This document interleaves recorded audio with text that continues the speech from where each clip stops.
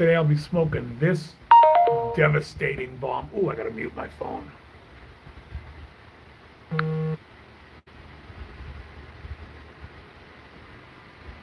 The JFR Lunatic in Maduro.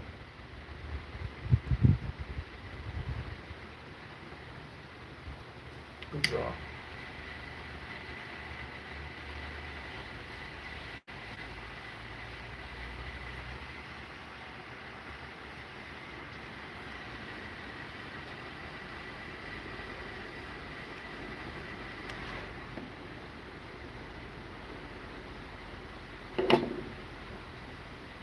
This will probably be, why is that moving?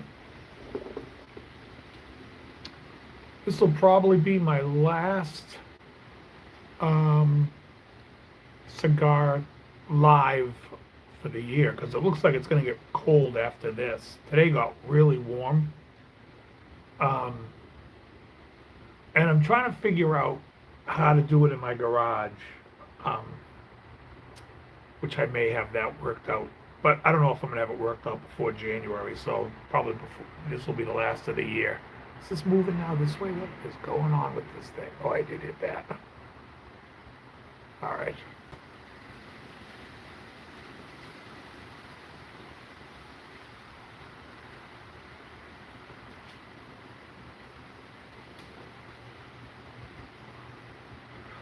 Let's get this monster fired up. I smoked one of these the other day. It was really good. But it's a long smoke, so I figured it's a good live stream smoke.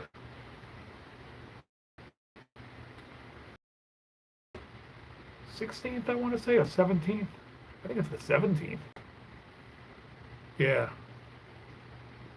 Flying through this month. It's Thursday's Thanksgiving. I'll be cooking a bird. Hey, Maurice. How are ya?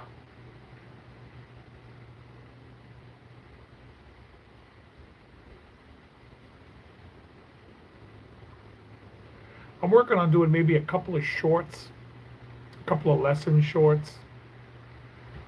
Just some stuff that I teach during the week. It's kind of easy for me to shoot them than to shoot lessons.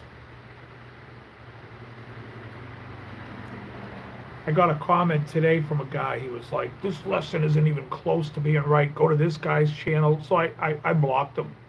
And I'm like, you know what? You want to sit and tell me I wasn't playing it right. Which, by the way, I play it on acoustic so you can play it on acoustic. I'm not claiming this is how Wings plays the song. It's not how I would play it if I was playing it electric. It's how I play it to play it on acoustic to convey it. But this imbecile was like, you weren't playing it. It's like, yeah, no shit, I wasn't playing it the way that I'm playing. You know, people just don't understand. They're just stupid. So it's like, oh, okay. I guess this is how I play it on acoustic.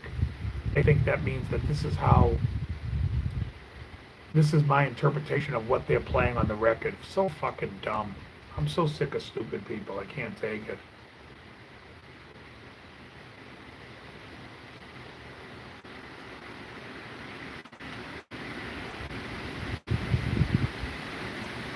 Anyways, I like JFR brand a lot. If you're a cigar smoker, I would suggest trying JFR. It is part of the Aganorsa leaf line. This is the Maduro. I actually prefer the Habano in the short Titan size. Is really good. It says there are 5 people here and only 1 thumbs up. Hit those thumbs up, guys. My channel's suffering.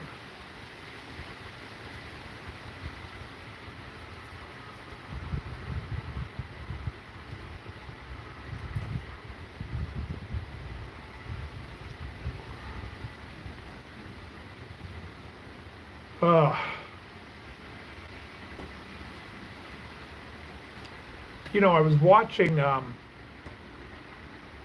hey Anthony and Johnny Kramer, what's happening?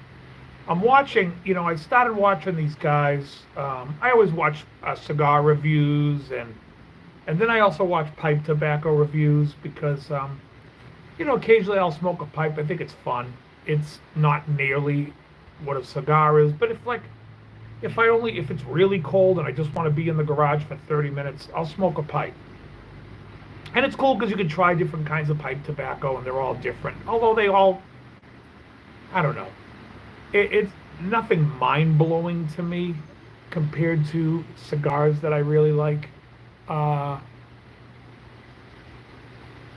25,000. Yeah, I'm going to hit 25,000 before the end of the year, that's for sure. But anyway, so I've been watching some pipe guys, and I started seeing this guy, and I could tell that he was local just by his voice. I guess he's in Connecticut, and I guess he's big into Savinelli pipes because he calls himself Sergeant Savinelli. But he's got it's a pretty entertaining channel watching his pipe chats. And I was watching him and this guy Matches 860. And, I started watching, then it just comes up in my feed all the time. And I'm like, what the hell? So, I mean, I kept watching him. It wasn't like I wasn't watching him all the way through. Stuff came through. Then this video was just like getting into, and then seeing that the guy actually passed away in 2020. It was just, I was like, it seemed like it was a bummer for the pipe community, which I don't consider myself a part of. Like, they're a special breed. They talk a little slower than I do. I want to say they like to tell stories more than I like to tell stories. I'm somebody that if I'm telling a story or somebody's telling me a story, it's hurry up and get to the fucking point. I honestly, I don't want to don't sit there and paint me a picture. I don't want the picture. Just tell me the fucking story. And a lot of the guys in the pipe community, that's their whole thing. Like, I'm having a pipe, and let me tell you this story. And they feel like this story is the greatest thing going. All right, thanks, Johnny. Appreciate that. And, they love telling their fucking stories. Let me tell you this. And they tell a story that has no beginning, no end. It's just like a rambling of nothingness that never gets to the point. They're an interesting breed, that pipe community. But again, I enjoy some of their videos. There's some guys, like I said, Sergeant Savinelli, I enjoy his videos. Pipe Cottage, maybe, I think that's the guy's name. He's a real slow-talking southerner. And honestly, sometimes I have to fast forward 10 minutes into his video because he's just so slow. He's dragging that story out. And it's just they talk too slow, and I'm running out of patience.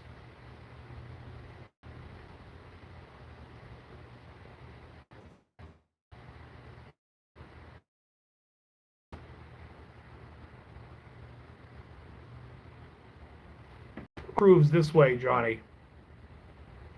Is the connection better now? I just took it off the Wi-Fi and put it on the 5G. If somebody could tell me if the connection has just improved. I shut off the Wi-Fi. I'm on 5G now. I should have done 5G anyways. It's better because the Wi-Fi is like way up on the other side of the house.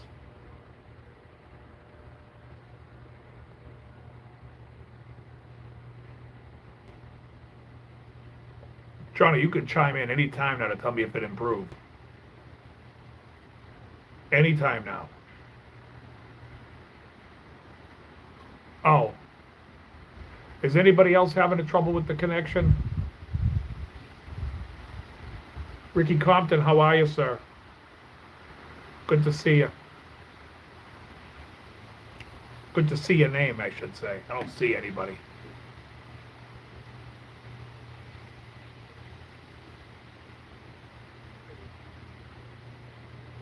So you're probably wondering why I called you all here today.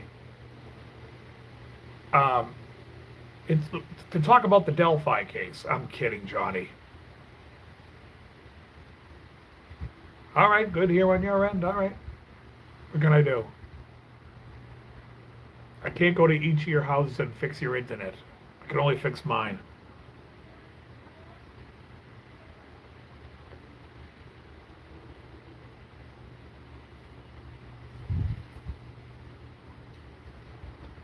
If this cigar, it looks enormous in the screen here, like it's huge, but I gotta tell you, it is. It's ridiculous, this thing. I don't even know how this got ordered. I think I got like a free 5-pack for ordering something else. All right, good, Johnny, thank you.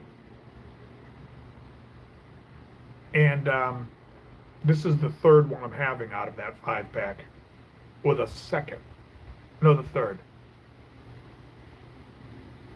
Give it a second.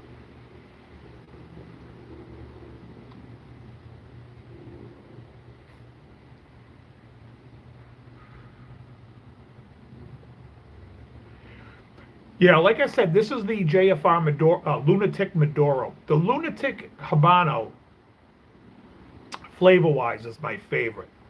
And the size to get is the Short Titan, and it's a really good cigar. The flavor of this is really good. It's like a Maduro, so it's a little because it's so long. I feel like I'm not getting like the and like I said, I smoked one of these last week. Last Sunday, I smoked one of these with some friends, and as it goes, it gets better and better. Right now, it's very mild. Um,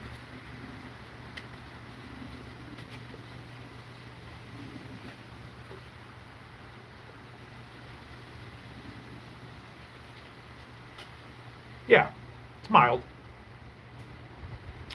It's got like I mean, I always think tobacco tastes like tobacco, but I mean, if you're gonna say if there are undertones of stuff, it's it's woodsy tasting. I should say that. It's put them out in the woods.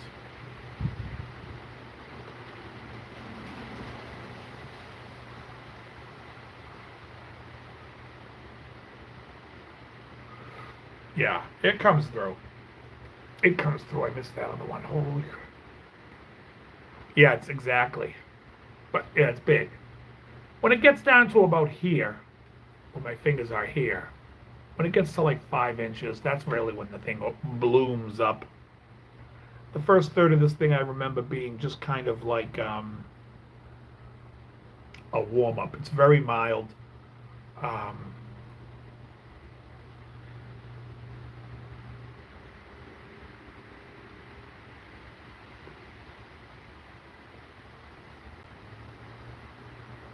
but good.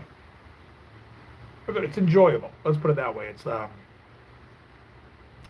enjoyable smoke. I had a cigar the other day that I really liked. What the hell was it? Not the Matilde. Oh, I think it was the Caldwell Long Live the King. But it was like a limited version of it, which of course it's limited, so you're never going to be able to find them.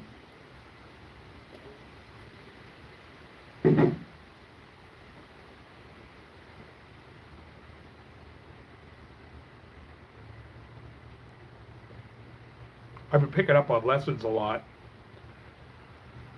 So that's good. My weight's down to 173, 174, around that area. That's good. Um, what else is happening?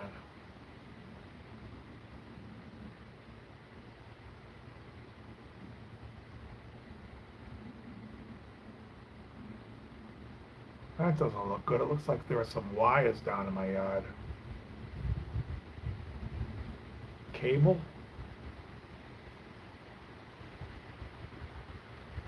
No idea.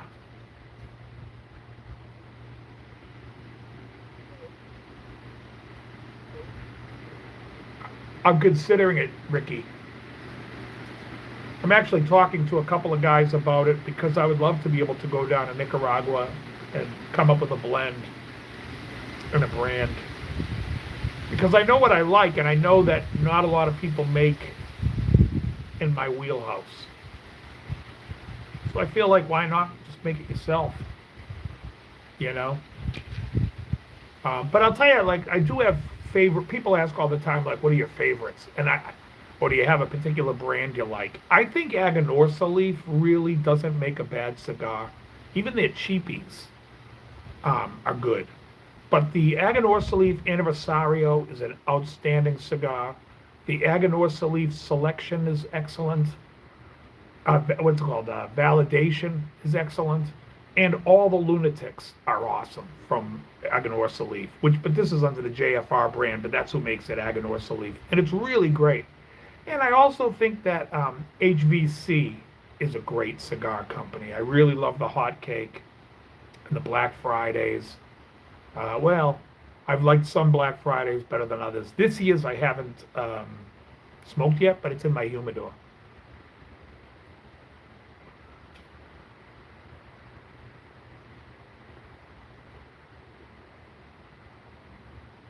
And it's funny because people will tell you, there's a cigar called, it's a pretty cheap cigar by Drew Estate called the Nica Rustica. And everyone was telling me, you got to do the adobo or the adobe, whatever the hell it's called. It's the blue wrapper. It's the best one. I liked it the least. I thought the regular Habano was the best, the white label. And then I thought the Norteño was pretty good. But I like that also better than I like the adobe. So, yeah. I smoked a good Dunbarton recently, too. I think Dunbarton Tobacco and Trust is a great, they make a great cigar.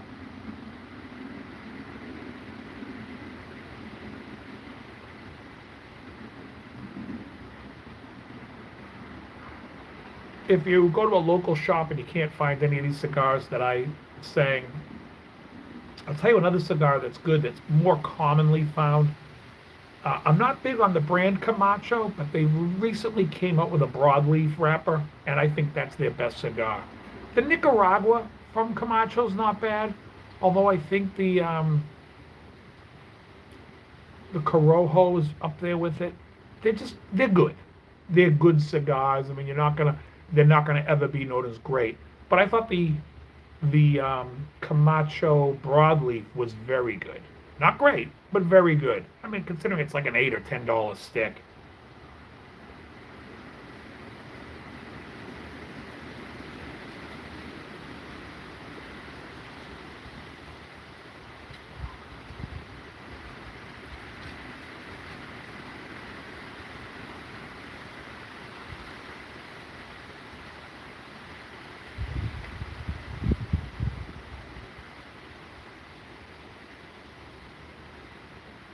Well, people can dip them in that, or they dip it in coffee. I don't think it tastes better that way. No, I don't think that's the way the cigar was meant to be smoked. But some people like to do it, and some cigars are like I just brought up Dunbarton. Dunbarton had a cigar called the Sombra Mesa Brulee Blue, and I would swear to God that it's dipped in sugar. And Steve Saka, the owner of the company who blended the cigar, claims it's not. It's a process that they bring out the sugar out of the tobacco, but there's no added sugar. But and if you ever get a chance to smoke that cigar, I think there was a limited cigar, but it's called the Sombra Mesa Brulee Blue by Dunbarton Tobacco and Trust, and it's a great cigar, a beautiful Connecticut cigar with a sweet, what I consider a sweet flavor, but JFR, like I said, is Aganorsa Leaf, and Aganorsa Leaf to me makes one of the best cigars. Again, if you find the Anniversario, which Drew Estate are you smoking? Because I mean, they make a lot of cigars.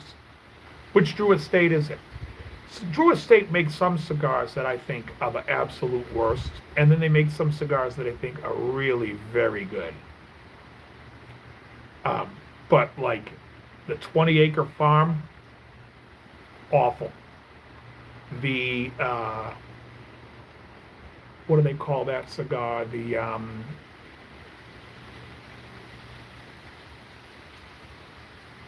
I forget what they call it. It's the shade version of it. It's one of the Liga lines, but they don't call it a Liga. They call it something else.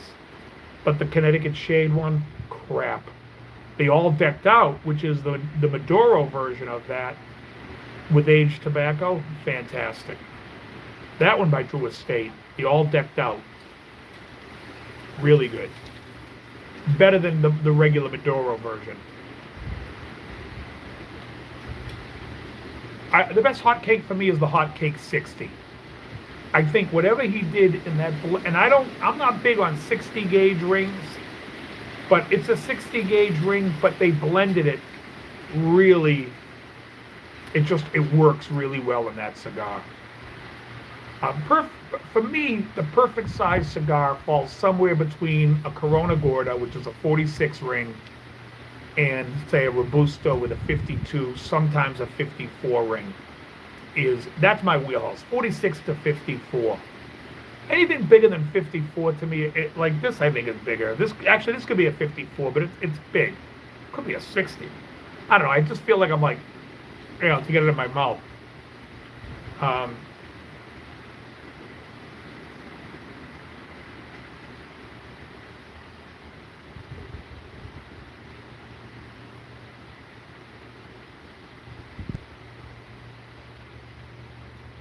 yeah, it's starting to open up the drawer a little bit too now.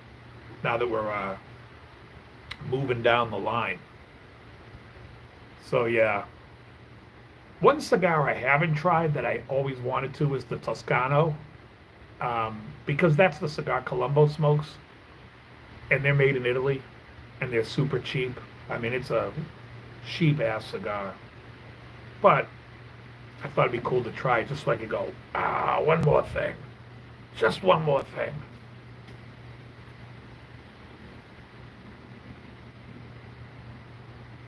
Do you know if it rained on Tuesday? That's a great one. For those that know, that's any port in the storm with Donald Pleasance as the killer. Does anybody here know if it rained on Tuesday?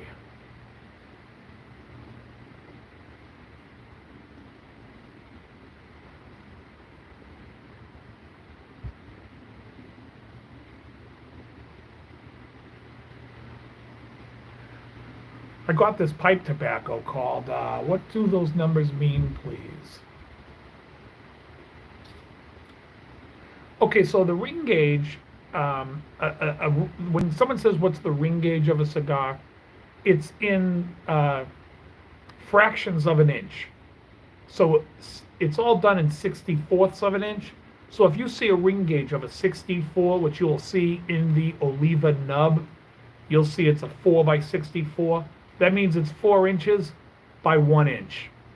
It's a fraction of 64. So if it's a 64, it's an inch. If it's a 60, it's just shy of an inch. It's 60/64ths of an inch. So for me, a 46 ring gauge is 46/64ths of an inch. To me, that's my favorite. Going all the way up to about a 54/64ths of an inch. Anything bigger than 54/64ths of an inch, it just gets a little bit big. Oh, a 1958 reissue, man. Those are great.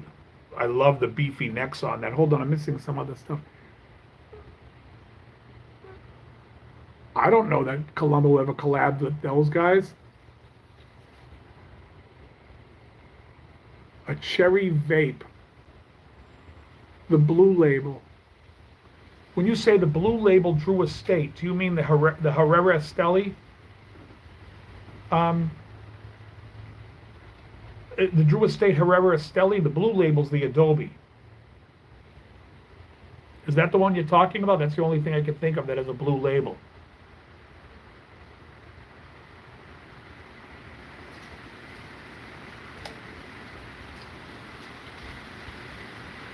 Which, by the way, I think it's a good cigar. I think the Habano, the white label's better than the Herrera Estelis. And I think the Norteño I like better than the Herreras. The Norteño, I could flip a coin. Actually, I had a Norteño a couple of months ago, and I was like, I'm just going to stick with the Habanos.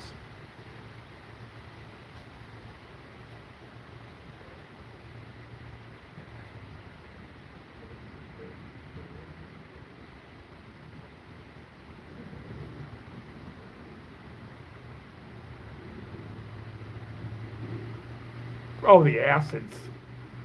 Yeah, acids are infused cigars. So there's cigars infused with flavor. And, I don't care for cigars that are infused. And when it comes to like pipe tobacco, I don't mind aromatics. Like I have the C&D, what the hell's the name of it? Apricots and cream aromatic. And I think I have some Captain Black, and those are decent I mean, it's an aromatic. What I really want to try next in the pipe tobacco is North Woods and I can't think of the name of the cigar shop that blends it, but I got to order it. It's like in Pennsylvania, I think. But North Woods is what I'd like to try next for my non-aromatics. And I also have early morning. What I like the best probably so far has been early morning pipe by Peterson. But again, the pipe tobacco doesn't really do it for me. It's like a cigar is just so much better for me.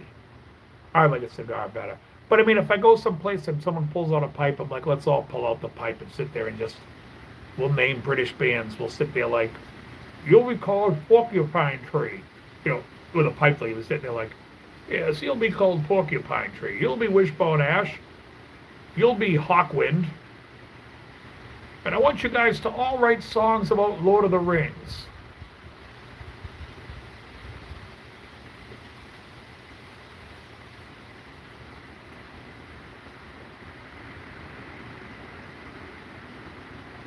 Yeah. There's vanilla. Krell Bro likes the acid Cuba Cubas, and he likes a lot of the acids. And Krellbar, I think, started on those, but then he went away to, Krellbar went to like a stronger cigar. Well, actually, at first he went towards a weaker, and then he went to a stronger. Now he kind of likes the stuff that's in my wheelhouse. And that just happens over time, I think, that you start to develop a flavor for the stronger taste.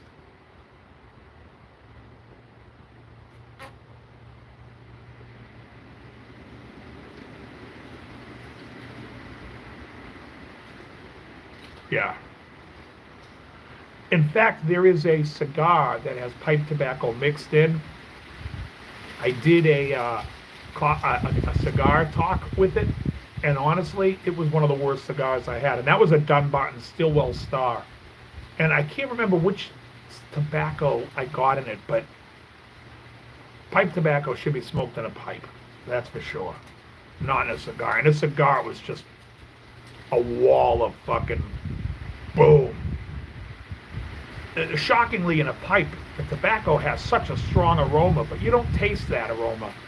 It's the flavor that goes in your mouth is very different. Yeah, it is, Ricky. So buckle up. We're here for the long haul. We're going to smoke this thing down. That's what we come to do.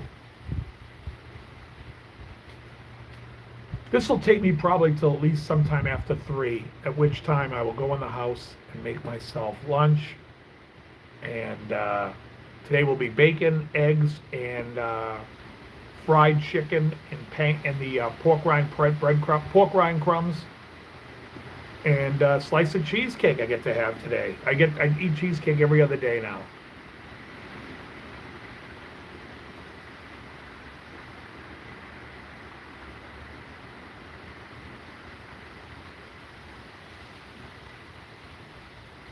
Yeah. Still a little hard on the pull. The draw's a little tight, but it'll come down.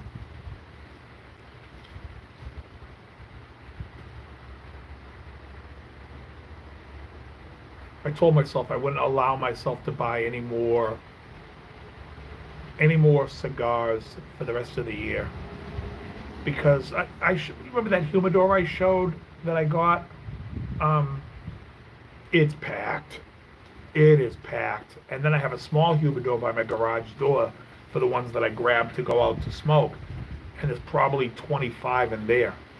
So I'm like, no more till the end of the year. Although I did order a new pipe. I ordered a Savinelli 673 KS lucite. I think that's a good looking pipe.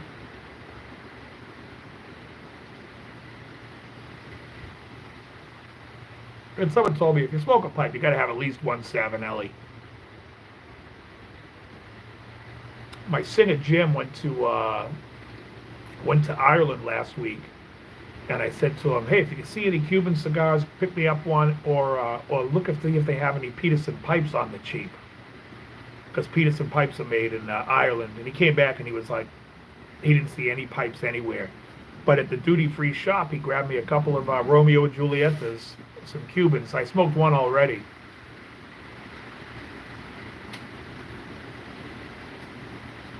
It's so funny. I picked up this guy at Martini's, comes in, tells me he gets these boxes of Cubans, yada, yada, yada. He shows me a price list, and I'm like, It's just way too low. And I'm like, I'll buy a box, but I'll tell you right now, I know they're going to be fake. And I don't care, because the price that I'm getting them for, I mean, even if it's a Cuban sandwich cigar made from short filler, it'll, it's still a fair price. So anyways, I got the cigars, and after smoking about 2 of them, I'm like, yeah, these are not real. No way. So then I did some diligence. I looked up, there's a serial number on it. I looked up all this stuff. There's no way it's real. But it's not a short filler. That's what was cool about it. And the cigar doesn't smoke bad. It just smokes like a new cigar. If I age them in my humidor, they might be decent. But right now, they're just too, like, new. There's no aging on them. That's how I know they're fake. But the ash on it holds out. I know it's not short filler because it does not smoke like a short filler. So I thought I made out either way, but I had to go tell the guy, and arguments ensued, if you will. No way. I'm like, listen, there's few things I can tell you to put a gun to my head and I'll say with certainty, and that with certainty. You don't have to, I wouldn't even have to smoke another one or question it. I know that's not a real Cohiba. You know, and some people are like, oh, the Cuban, like, you know, because they think they're smoking Cubans, they think it's the best cigar. And Cubans, there are some really great Cuban cigars, and there are some terrible ones. I was watching last night, this guy in a place called Chester, England, or somewhere in the UK. I just assumed it was England. But it was a place called Chester, and they had this cigar shop. And the guy working there said his favorite cigar in the place, because it's all Cuban cigars, was the Vega Robena. And I had a Vega Robena about 4 months ago, and I did not like it. And it was a real one. No one's knocking the Vega Robena. I mean, if you're going to get fake Cuban cigars, I can guarantee it's going to be Cohibas. People love faking the Cohibas. They think that's the one Castro smoked. It's the best. It's not. It isn't. I really like the H. Upton stuff out of Cuba, and I like the Romeo and Julietas, if you like a milder type cigar, although they can tend to heat up to medium. And Partagas is nice. Monte Cristo number 2. What can anyone say about the Monte number 2? It's fucking awesome. The H. Upman number 2, awesome. And so Cohiba, because it's the one that everyone loves to fake, and that's what people seek out. But people think, oh, because they're Cuban, they're the best. And I can tell you, I can't even tell you how many Cubans I've had. And some of them are outstanding, really great. Some are very good, and some are good.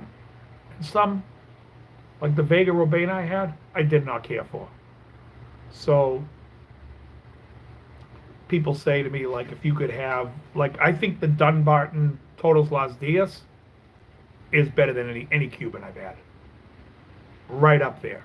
Maybe the H. Upman number 2 will give it a run for its money. Maybe. Maybe.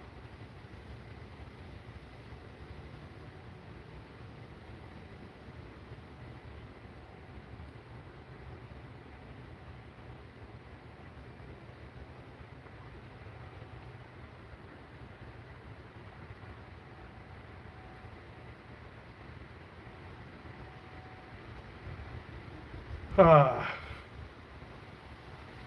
I know, I forgot to grab a drink.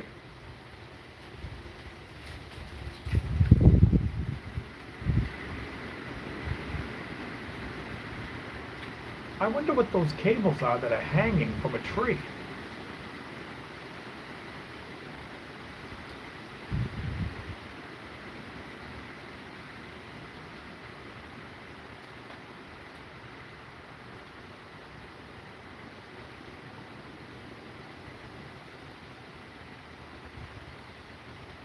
No idea. Any other questions? I'll answer any questions regarding cigars, guitars, music theory, whatever you want. Throw it at me. Here's your chance.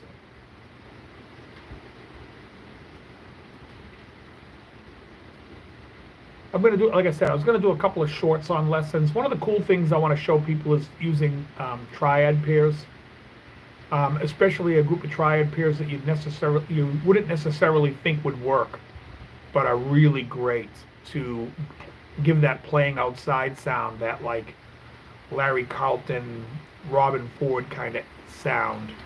Um, over like a minor chord. It's really cool. Over the dominant chord, I mean, playing outside over a dominant chord is the easiest thing in the world. It almost doesn't take any thought at this point. I think enough people should know, or at least do know. But just to play it over a straight minor and get that outside sound is really cool.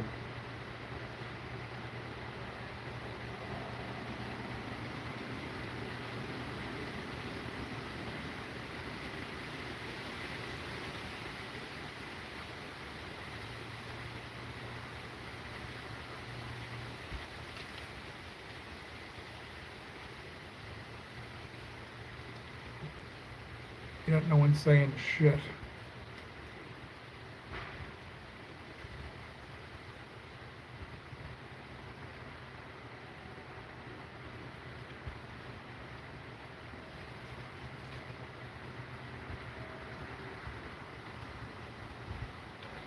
You know, it's funny how he brought up on the live show that I said that about Dio, that his solo career was a failure. I don't remember saying it. I just think it's funny because I probably did. Howie and I went to go see Dio with Black Sabbath at like their finale show, their grand at the Greek Theater. It was so funny. I was thinking about going, and then Howie called me on the phone. He's like, "Dude, you want to go meet over at the?" I'm like, "Yeah, let's go." So him and I went to that show, and I might have told him that at that show, but you know, in general, during that time, which is 2010, Dio was still kind of playing, and to me, it seemed like it's like David Lee Roth's solo career. Would anyone call David Lee Roth's solo career a success? The first two albums were, but the whole career, his solo career, was terrible. Am I wrong? Is David Lee Roth's solo career a success? I mean, he had two successful albums. But by the third record, and then I saw him in 1990 live, and I was like, oh my God, this is awful. It was terrible.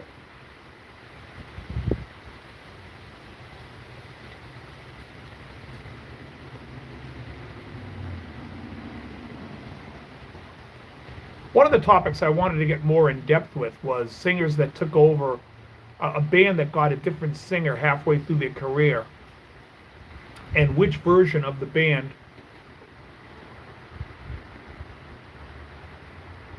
top 3 synth pop bands of all time.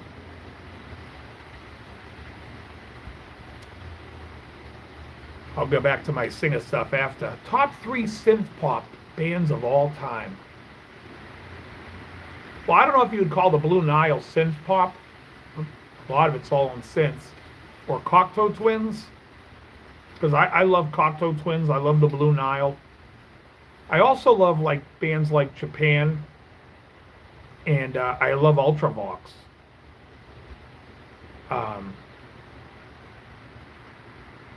I'd have to think about that one.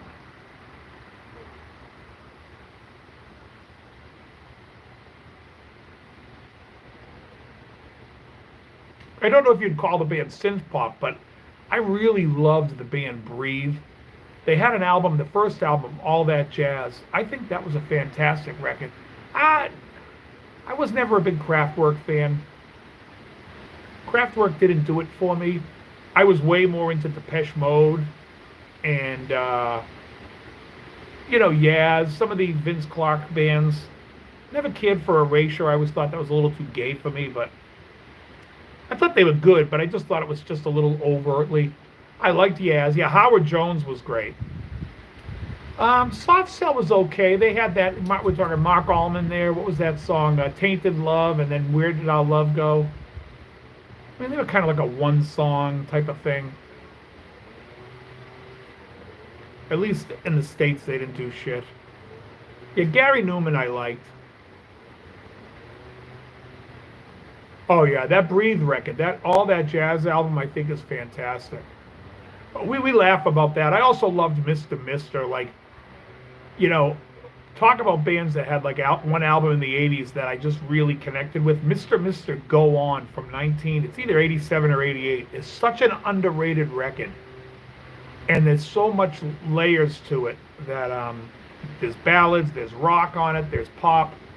It's really, really good. It's the one after the big one. You know, the big one with Is It Love We're After and Kyrie Eleison and Broken Wings. It's the album after that that I really like.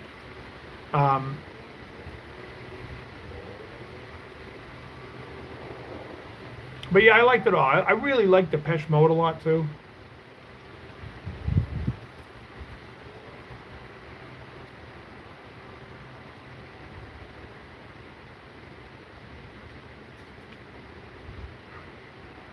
But I was bringing up like if you looked at Genesis with Peter Gabriel, and then looked at Genesis with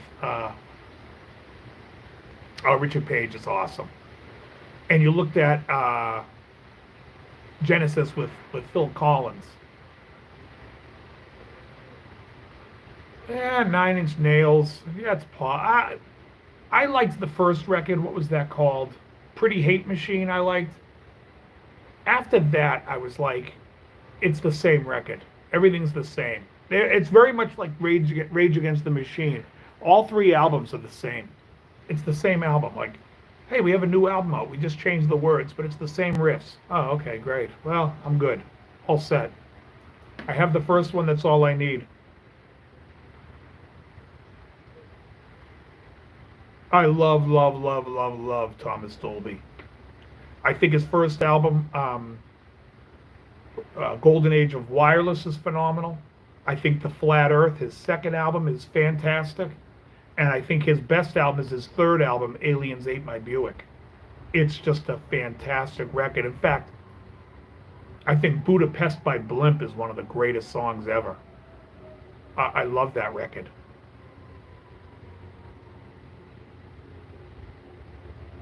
I remember I got that album around the same time I got Iron Maiden's Seventh Son of a Seventh Son. So you can see I was all over the board even when because I was 20 when those came out.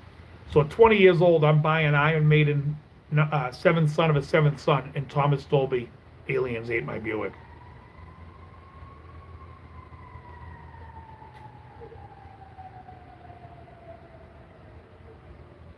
Also that year, I think I got, or I might have got a little earlier, was Steve Warriner's I Should Be With You. Oh, he lives near you? Yeah, Dolby's the shit. He's awesome. One of our submarines is missing tonight. I'll tell you right now, if you don't know early Genesis with Phil Collins, like 76, I think the album was called, A Trick of the Tail, check out the song Squonk. I mean, it is like the blueprint for future Genesis stuff, and it's such a great song.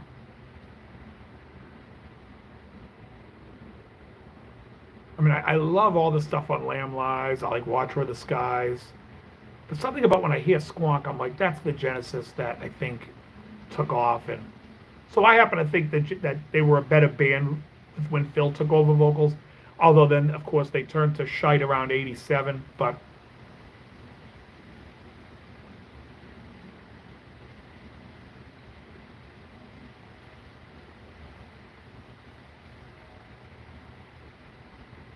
I just discovered Porcupine Tree, this guy Steve Wilson, but Richard Barbieri from the band Japan is the keyboard player in that band. I was like, I had no idea. I love the band Japan, and I love David Sylvian's solo. And you want to hear a fantastic album to go to bed to. If you are an insomniac and you want to go to sleep, because I'm not an insomniac, I put my head on the pillow, I'm out. But if you are, and you want to fall asleep, listen to Gone to Earth by David Sylvian. That album is beautiful. Robert Fripp plays guitar. Bill Nelson plays guitar. Steve Jansen, the drummer, is just great. It's a fantastic record. I can't suggest it enough. It's definitely a late night chill record. And you have to get used to it. If you don't know who David Sylvian is, you kind of have to get used to his voice. It's really deep. It's super unique. But I love it. I think it's fantastic.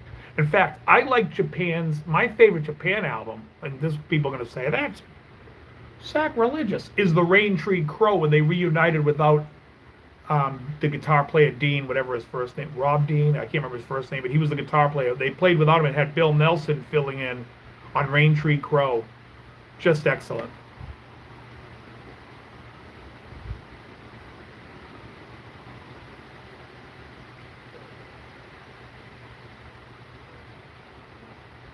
Nick Beggs, oh, he does? Yeah, Steve Wilson's awesome. There's a great live video with Steve Jansen, Richard Barbieri, Mick Karn, and Steve Wilson all playing together. Yeah, I saw him with Howard Jones. Yeah, from Kajagoogoo. He's a great bassist. He's great.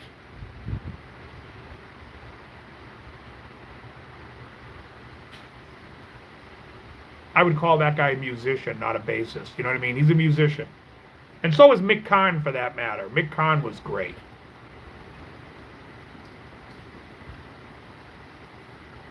It's so funny. I had no idea Mick Karn was Greek.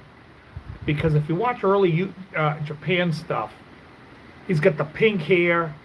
He's always wearing makeup. And then when you see him live in that Steve Wilson show, I look at the guy and I'm like, oh, I didn't realize this guy was Greek. Because now he grew his hair longer. He's not wearing the makeup, and you can kind of see his face, and it's like, oh, it just jumps out at me. But Mick Karn's awesome, just awesome. All those guys, I think those are unsung guys that play through Europe that nobody in the States ever listens to. They'll talk about Slash from Guns N' Roses and talk about him like he's a great guitar player, which I don't believe he is. I mean, he's okay. He did the job, but I'm not a big fan of the band, so it doesn't matter. But when you hear the soundscapes that Steve Wilson plays with those guys, and it's just great. There's a great song by Porcupine Tree. If you want to hear a great Porcupine Tree song, it's called Arriving Somewhere But Not Here. Effing great song. Check it out. Look it up on YouTube. Listen to it. Very chill. Arriving Somewhere But Not Here.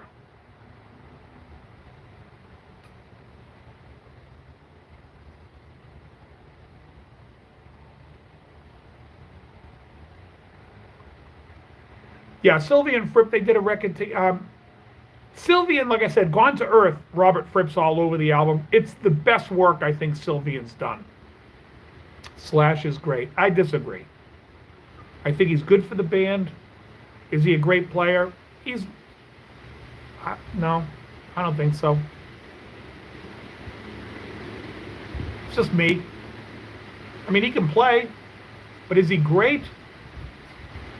I don't know. I hear that riff from Sweet Child of Mine, I want to vomit. I never cared for them. When Appetite came out in 87, 88, 87, I think, I was like, I do not like it. I didn't think there was any edge to it. I thought it was just safe, like rock and roll. No different than what the who's the band that did the album? The Cult. No different than the Cult. It was just, I would call plain rock that at that point in my life I had no interest in, and I still don't.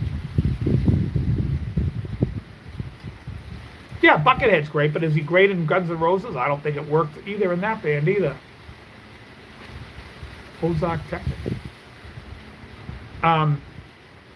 But Buckethead in Praxis, the first Praxis album, Transmutandus Mutandum, fantastic. Stimulation Loop, all the stuff he did with Bootsy, I love.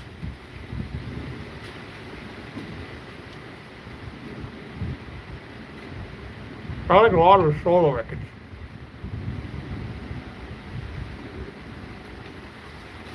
Guitar to me is tough because I find the instrument generally, like if they use it in a song, the guitar, then I like it, and I like it in songs. As the lead instrument, I mean, I can name on the top of my head 3 or 4 albums where the guitar is the main instrument, such as Alan Holdsworth's, any of those from IOU, Road Games, Metal Fatigue, and Atavachron.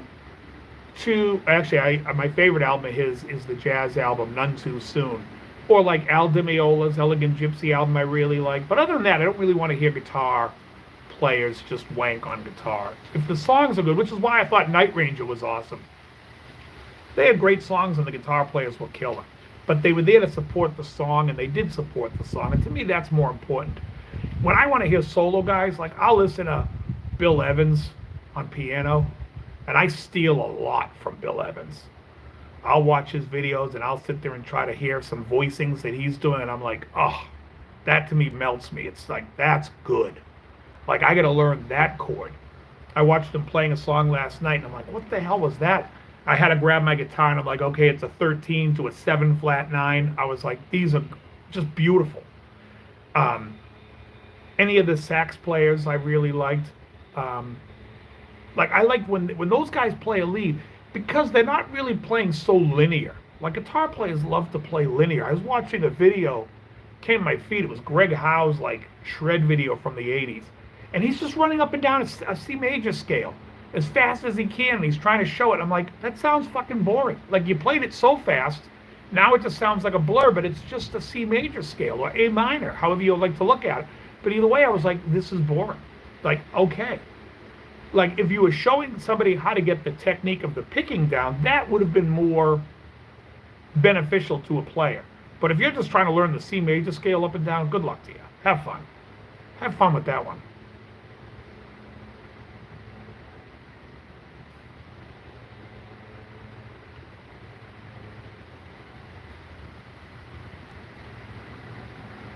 Zappa's touch and go.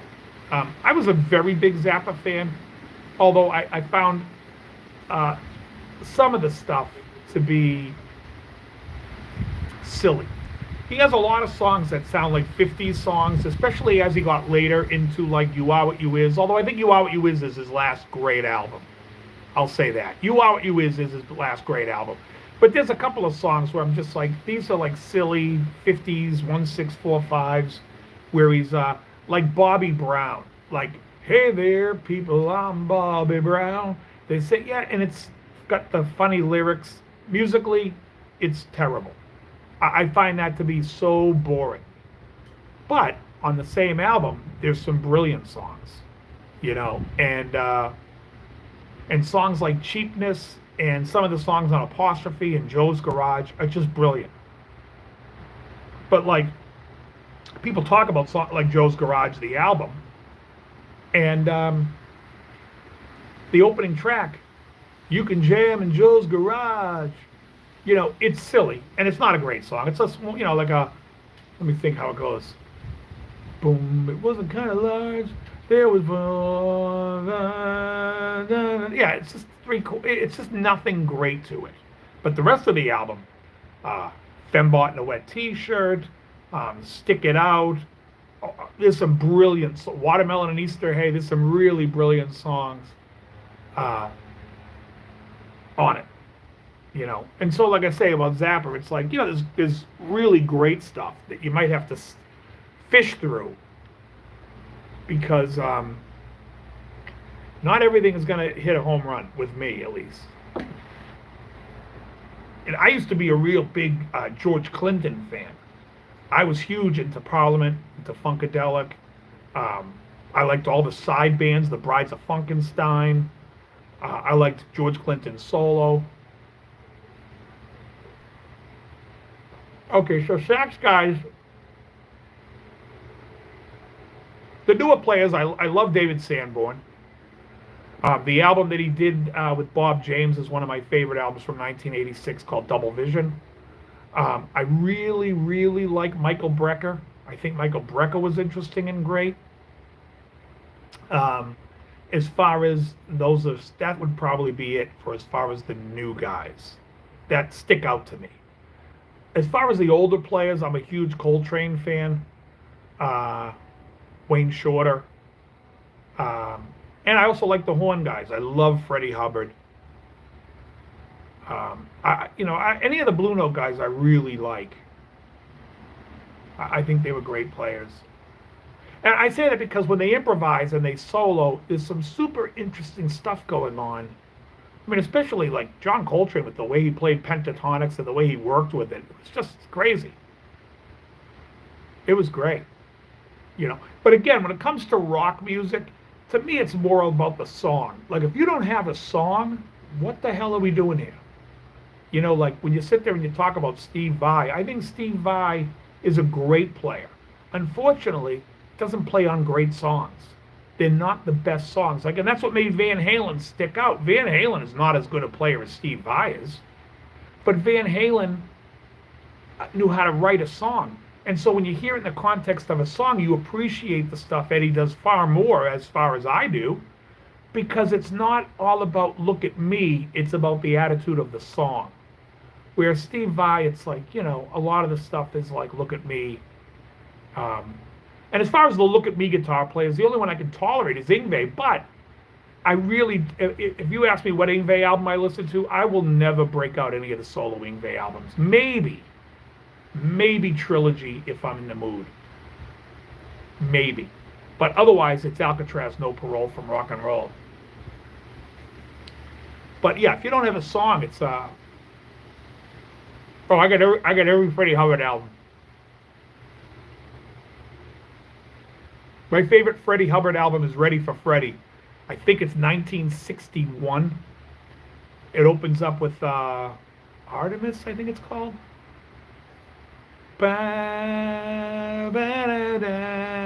A Crisis is on it. Yeah, it's called Ready for Freddie. Love that record. And I also love him on the Jazz Messenger albums. I mean, he was great. I also love him on Billy Joel Zanzibar. How about that? Most people can't even tell you a Freddie Hubbard song, but you tell somebody that he played on Billy Joel Zanzibar, and they all know it. Oh, that's probably the last monster thing he played on. Oh, on sax, I also like the jazz sax player that played for Paul Simon. What was his name? He played on Dr. Wu also. Give me a second.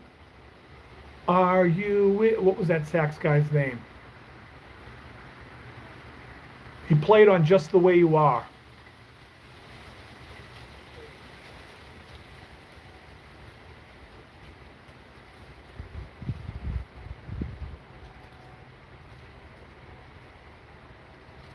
Why am I blanking on this guy's name? If you know who played sax on Just the Way You Are, type it in the chat. I'm blanking. If I see his name, I'll say that's it. But I don't know why I can't think of his name.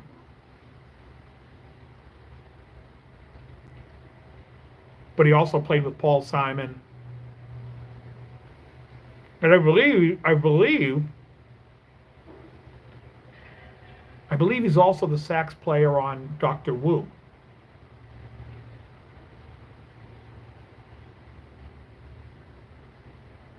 Oh, and who's the sax on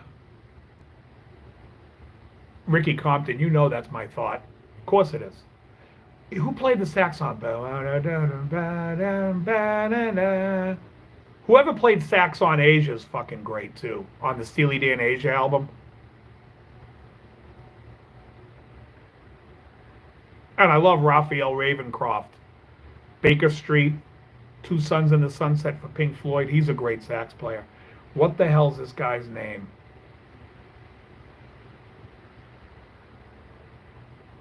Nobody, huh? Nobody can come up with it? I can see him in my head.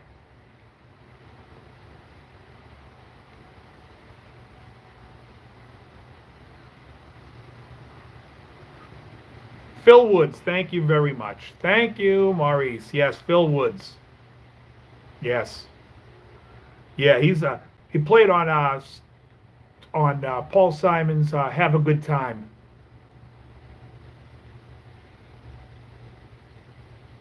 He was great. I like his tone on his sax.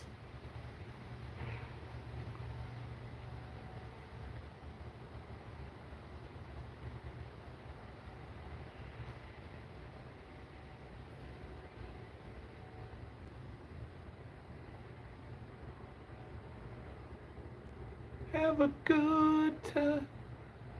I don't know who played the sax on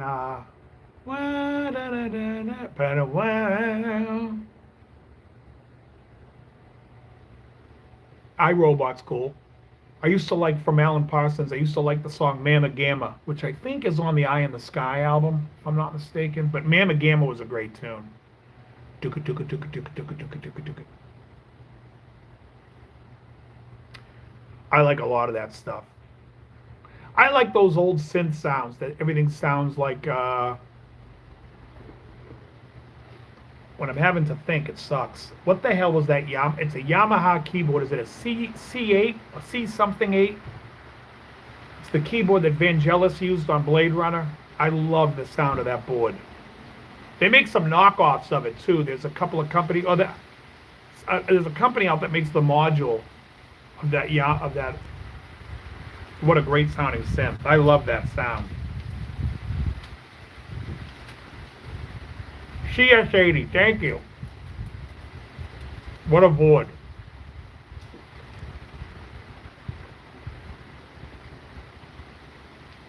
I knew there was a C and an 8 in the title. When you think on the spot like this, it's like, Christ. Because it's not something I think about every day.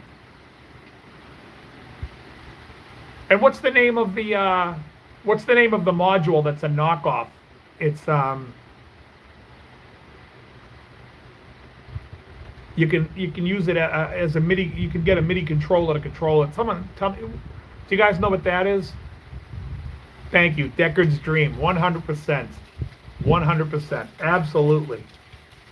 Yeah. What a great. To me, if I was to play keys in a band, I'd want that sound. That very what I call modern, not modern, but modern. It's like futuristic, but kind of like an old looking, I don't know, it's vintage sounding, you know what I mean? But it's supposed to be modern, but it's vintage. I love that sound. And plus it was processed to all hell with the Vangelis putting all the delays and reverbs on it. Oh, it's so lush and great. I love that sound.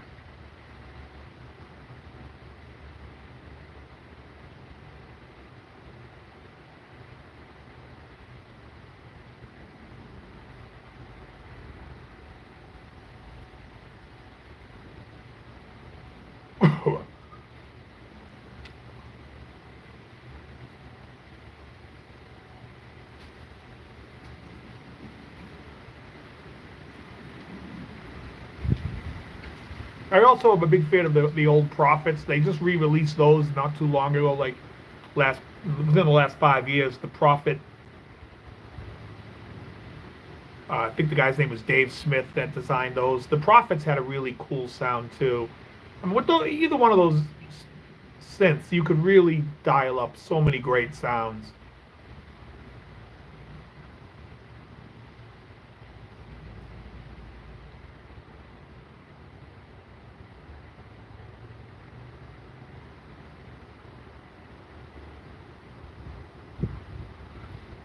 I have a flash drive in my car that I keep, and it probably has about like maybe 100 albums on it.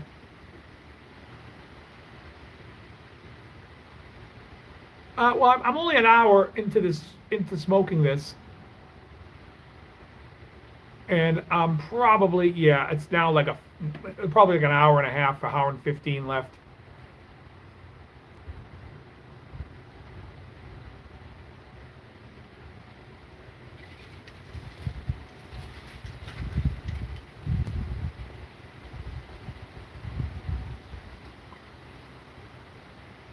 Again, it's the JFR Lunatic Maduro.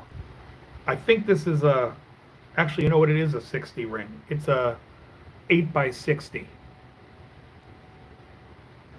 which is basically a Canon. Hey, I didn't see who that was. Hold on. Hey, Mikey, what's happening? Good to see you.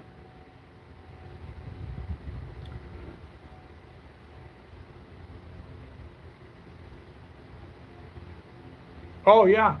We've done that before. We used to do Careless Whisper a lot, where I would play the lead sax line, but now we've been doing Waiting for That Day, which as a song I like it better, from the Listen Without Prejudice album.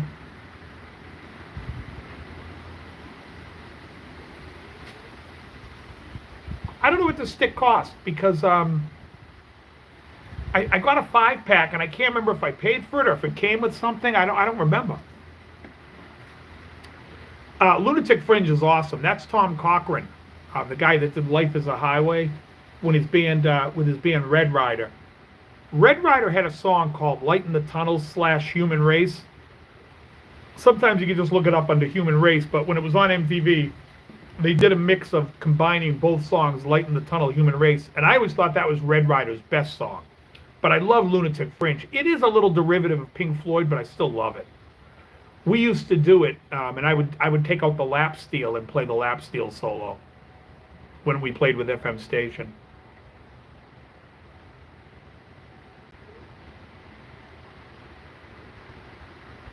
We ended up stop playing it when I kept losing my shit at the drummer, because right before the solo there's a bar of 3, not a bar of 4, and he kept on playing a bar of 4, and I'm like, it's a cut bar right before the solo. Can you play a bar of 3?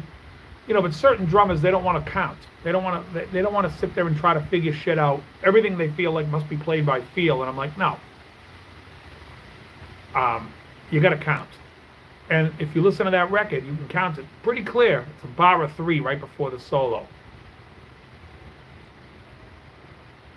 And it works.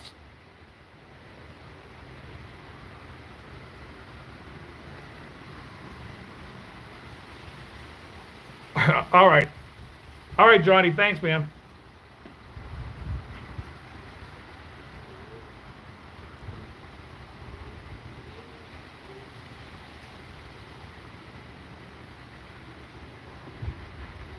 I listened to a song a couple of weeks ago. I was driving. It was a song by, and I've never been able to figure out the time on it. And I think I finally nailed it. And the song was by Mudvayne. And I finally figured out the pattern, which took me forever. I can't remember it now because I'm not listening to it. But it was something like it was a bar of 3. It was like 3 bars of 4, then a bar of 3, and then 4 bars of 4, and then a bar of 3, and then it just kept repeating that. It was really odd.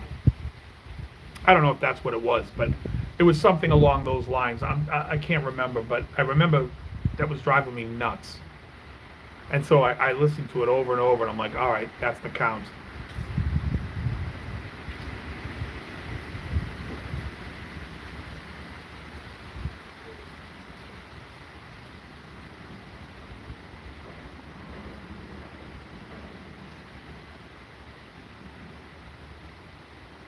Give me 1 second. I'm going to grab a Diet Dr. Pepper out of my garage.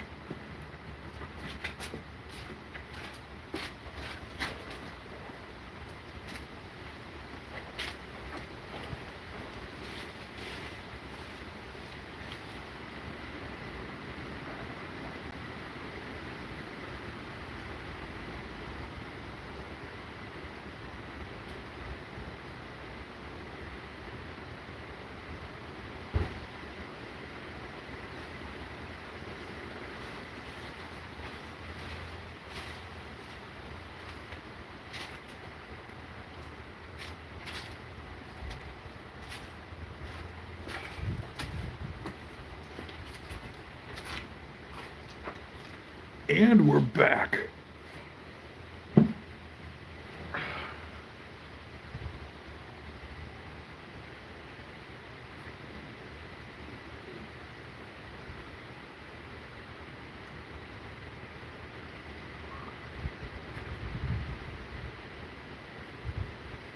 Budapest by Blimp.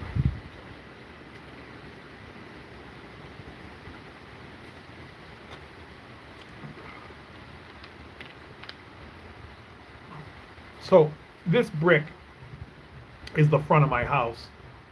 My living room window is right there, and I have it. My front door is right over here. So a couple of years ago, a buddy of mine was going to do a guitar show from his basement, and we built this fake brick wall that has like a platform, and I helped him clean out his basement not too long ago. He's kind of sick at the moment. He was diagnosed with cancer. So he wanted to go through some stuff down in his basement. So I went through a lot of his stuff with him. I called him up the other day and I said, listen, we got to find a truck because I want to take that. I'll throw it in my garage, and then the brick would be my backdrop so I could do cigar shows from in my garage over the winter.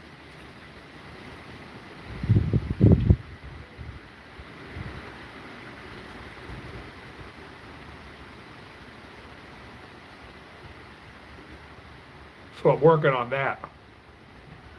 It'll be like the same background too.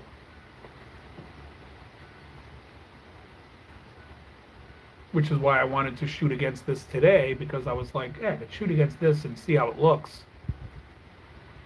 And then, because it would be the exact same look. It's like, except it's a fake brick. But I'll have like, I'll put signage up on it, make it look like it's something.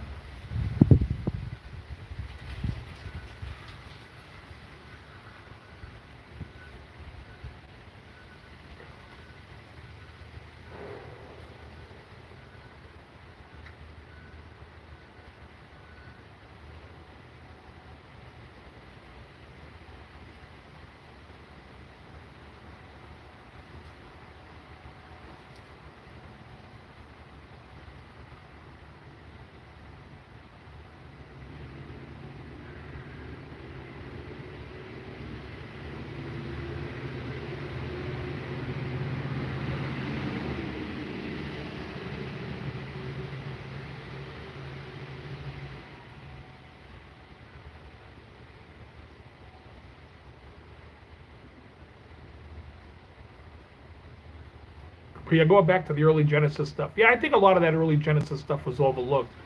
And I also think Tony Banks gets not enough credit for that band. And, because when they actually just became, when they got rid of, and I don't mean got rid of, when he quit, when, what's the guitar player's name? Steve Hackett quit. Those three were really the main writers, and all three really writing well together. And I think Phil Collins is overlooked as a drummer. He's a very musical drummer, and I think he was very good.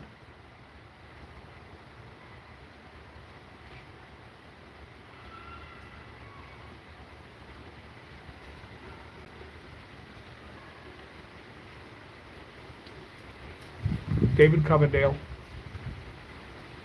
David Coverdale's voice has been terrible for 15 years.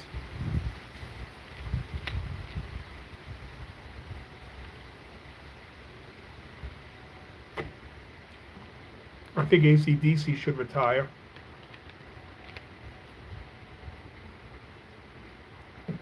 Brian Johnson's voice after the Fly on the Wall album to me hasn't been the same. I just think, they're selling records, good for them. Like Thunderstruck, I think his voice sounds horrendous.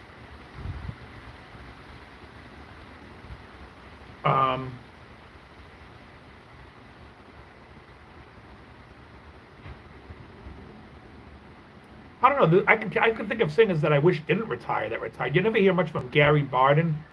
I really liked Gary Barden and Michael Schenker group. I loved his voice.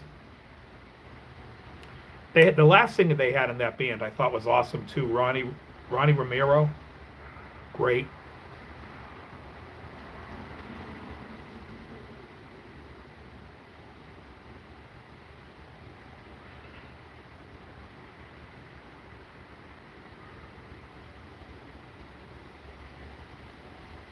I don't know. Music's dead. Nothing's coming out that's decent. At least I don't think so. I think that band Dirty Loops is probably the only band out there doing anything that's of any interest to me. And all those musicians, the keyboard player / singer, the drummer, and the bass player are friggin' phenomenal. They did a video with Corey Wong on guitar. I had no idea what he was doing there. He was just playing like a like the whole song. He didn't do anything. I was like, and barely in the mix. I was like, what the hell is he even here for? I like Corey Wong. I just didn't know what the hell he was doing in that song. Like why it was a big deal to have him in the video. pedaling a fucking one note.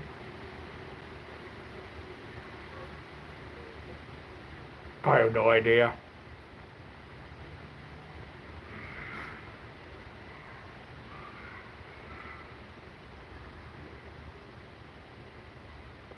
Well, I say David Coverdale because I think David Coverdale, like in the on the album from Ready and Willing all the way up to the Slide It In album, his voice was unbelievable. I don't think Vince Neil ever had a good voice. I think his voice to me is tolerable on the first album, Too Fast for Love, if that's what that album's called. Is it Too Fast for Love? Yeah, Too Young to Fall in Love's the second album. Yeah, Too Fast for Love. But again, his voice isn't great. It's like, it works, but it's not like a voice where I'm like, oh man, this guy's great. No.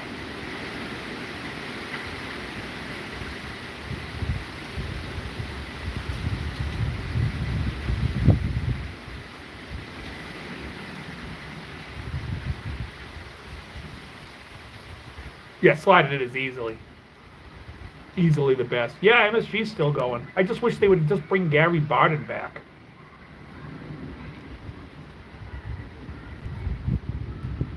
I love Gary Barden's voice.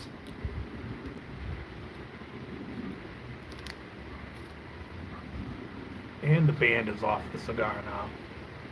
I usually take the band off if it's like bulky or in the way, because I'm not a big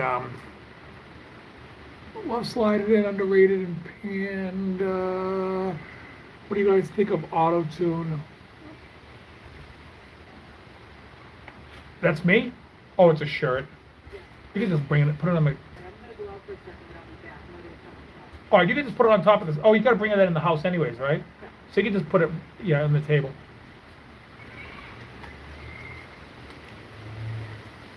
Oh, it's a pair of shorts, not a shirt.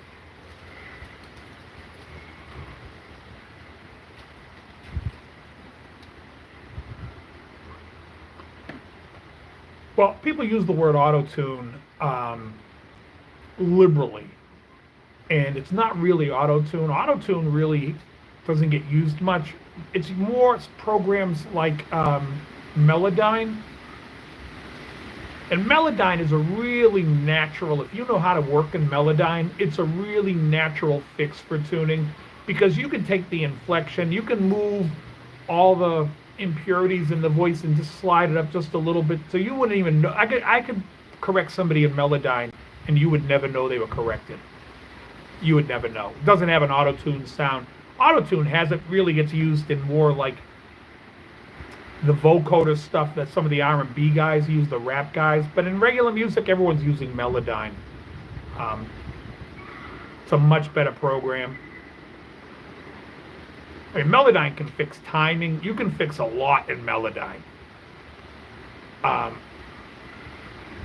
you know, you don't even have to use it a lot, because if you get a singer that's a great singer, you know, maybe one section or one part or one phrase goes sharp or a little flat, you can fix it without anybody knowing it. You might think like, this perfect sings in perfect tune.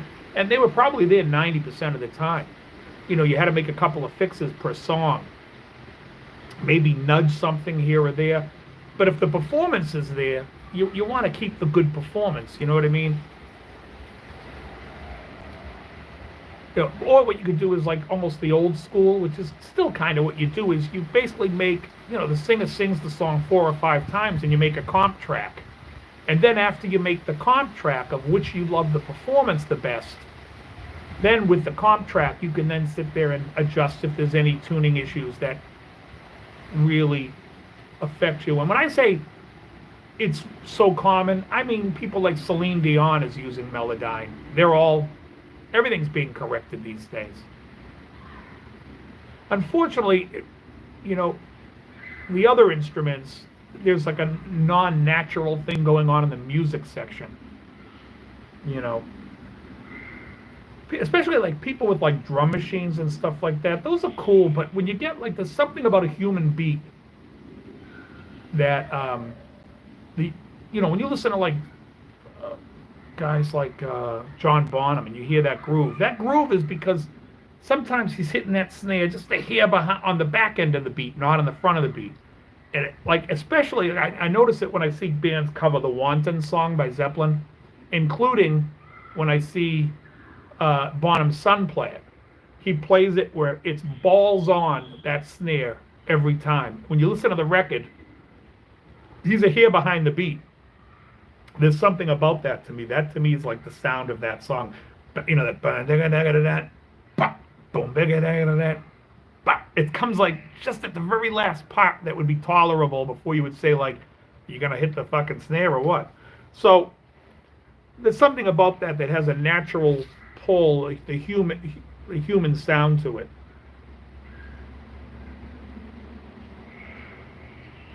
You know, but now they got these guys that are out there and they're like, well, I mean, in the studio, I guess they can do it, but live, I see these videos where they talk about drummers using drum triggers and tracks live for the double bass. It's like, come on, just perform the song. People want to see you perform.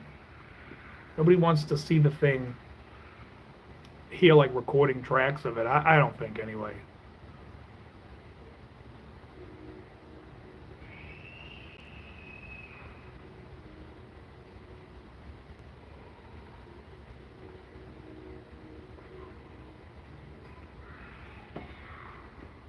I used to laugh. There used to be, you know, people they talk about like, oh, when you go to a thing, you got to have this kind of guitar, this kind of guitar. Idiots. I don't know what you're talking about. Learn to play. Learn to play, then bring whatever guitar you want. You can make it sound, you know what I mean? It's like, you think when Louis Shelton or Larry Carlton went to a studio, they were like, Larry, we like you on the 335, but this song really needs P90s. Larry would be like, oh, really? Does it? The first I've ever heard that in my life. Hey, we really want the hum of the P90s. No, okay.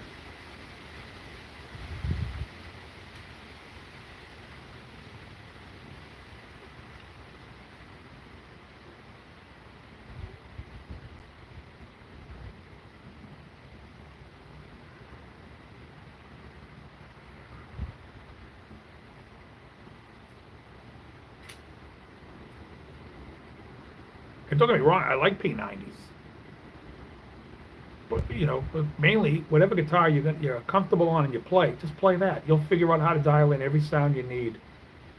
P90s can sound great for slide. They can be turned heavy. They can sound heavy. They can be aggressive. They can also sound like David Gilmour does on Another Brick in the Wall.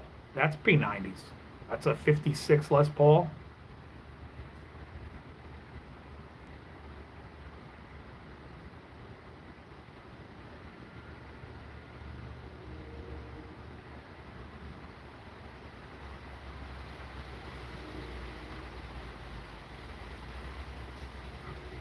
And just to show you none of that stuff matters, listen to any Beatles record. Nobody ever said, oh man, the tone that he got on that song. Nobody's ever saying that on a Beatles song. The songs are just good songs. Just listen to the song. You can listen to the production, the harmonies, with the parts that they're playing, but no one's sitting there saying, oh, Harrison's tone is just incredible here. It is. I don't know.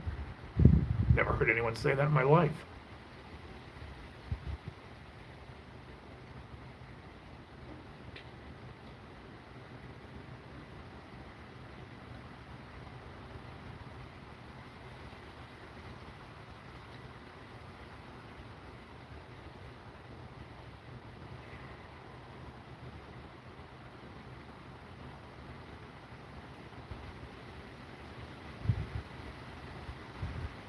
"15 people, 8 thumbs up. Come on, guys, let's go. I want to see those numbers match. Now it's 13. Hit the thumbs up if you can, folks. Like and subscribe.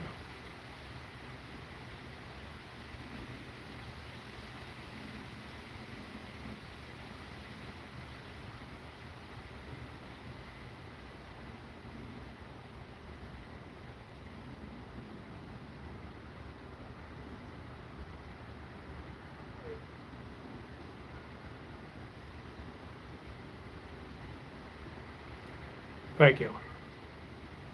I feel like Lisa McDowell in Coming to America when she asks people for money and then they start putting it in the thing and she goes, thank you. I've got a date with Lisa. To be loved, to be loved. Shut up.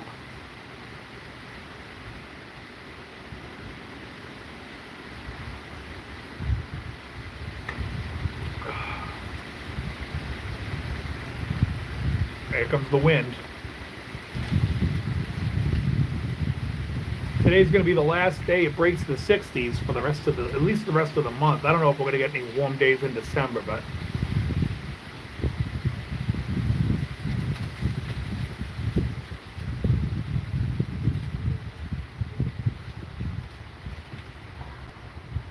still drawing a little tight. Let me see if I can break up this draw. By the way, this Maduro's good. It's definitely not as good as the Habano. Here it goes.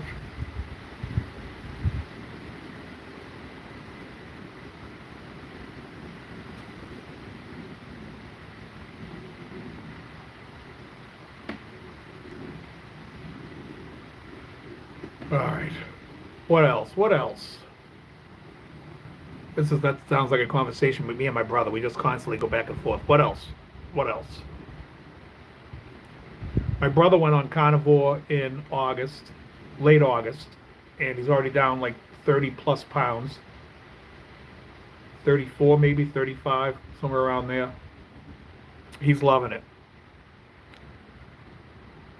He's got to buy all new clothes. He tells me he's looking to get actually one of his suits now fits him like really well. So I was like, oh, you know what's funny is I tried on a couple of my suits. I have two suits that when I was real thin, got and had them tailored and everything, and then I put on weight and I haven't worn them since. So I tried them on and both fit me fucking perfect. So my brother's so funny. He's like, oh, when I come out there, we're going to eat in suits. I'm like, whatever. But because he's loving his weight. I mean, he's loving that'll be fun. Go to the Capitol Grill. Steaks and cigars.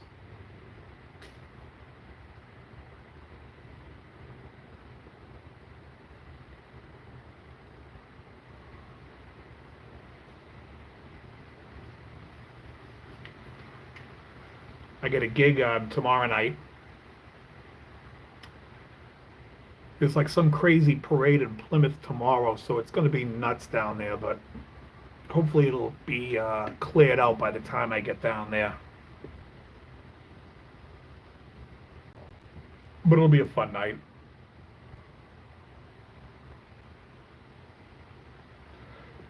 And then Sunday, I got to do my shopping for bacon and eggs at the Costco.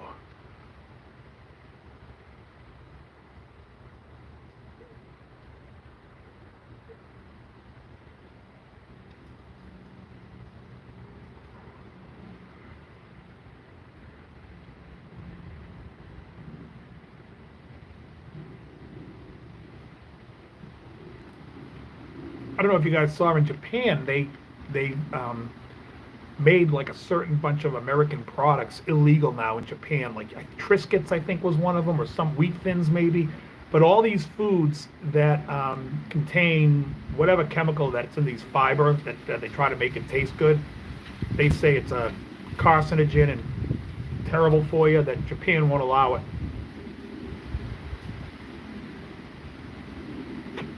And I'm telling you, after starting carnivore, I've been on it over a year now. Cutting all that stuff out of your diet, I can tell you right now, you feel a million times better. Like, that stuff's poison after you're away from it for a while. And that's what I told my brother. I said to him, you're going to feel different. Your brain will click and you'll know this is the proper human diet, because your body will tell you that the stuff, that other stuff was no good. And he's like totally on board at this point. He's like, oh, 100%. Pretty crazy.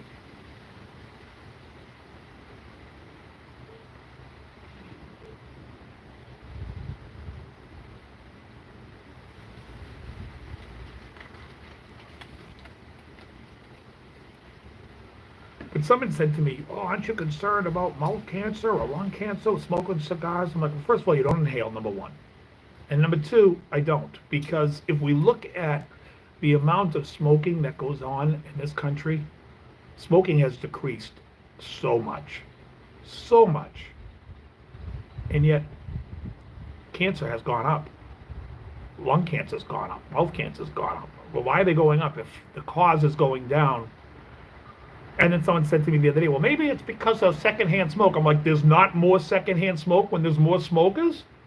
That doesn't even make any sense. You can't even take yourself seriously saying nonsense like that. So I'm always like, well, it's got to be something else. Something else has to be driving it. It's the same thing with food. Oh, saturated fat will give you a heart attack. Well, if that's the case, we've cut saturated fat so much from our diet, people are controlling their cholesterol, and that's all they worry about is their cholesterol. And yet heart attacks are going up crazy. And they've gone up drastically in the last 50 years. So it can't be that. And if you think it's that, then you're easily brainwashed and fooled. Because the numbers shouldn't lie. When something causes it, if people are doing more of it, it would increase. If people are doing less of it, it would decrease. It's called common sense, folks.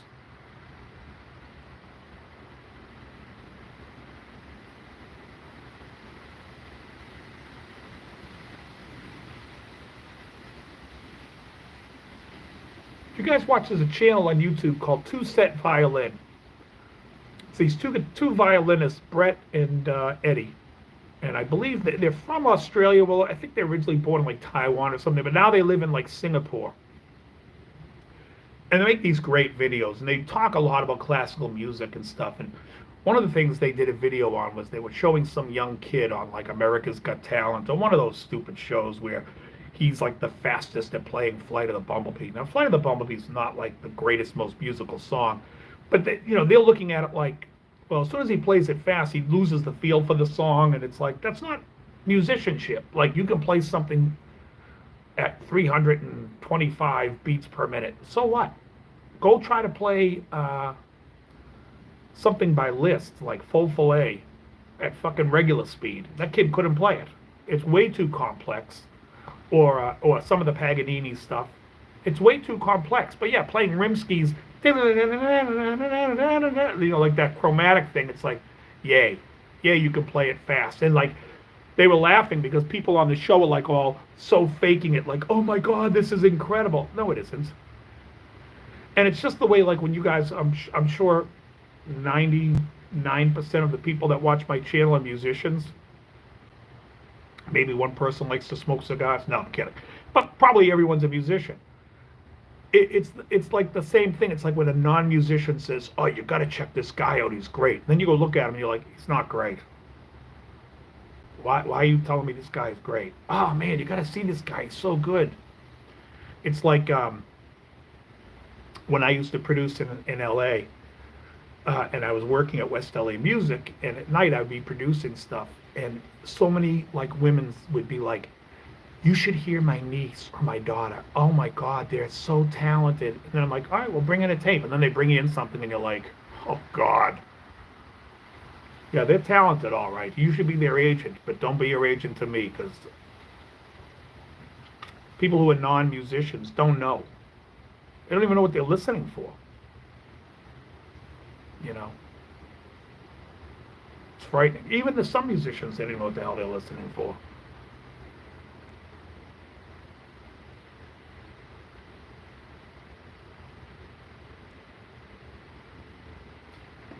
Because if fast was important, Michelangelo would be the most famous guitar player in the world, and he isn't. And all you got to do is listen to Nitro and be like, yeah, I'm good. I want to hear some really, what the hell?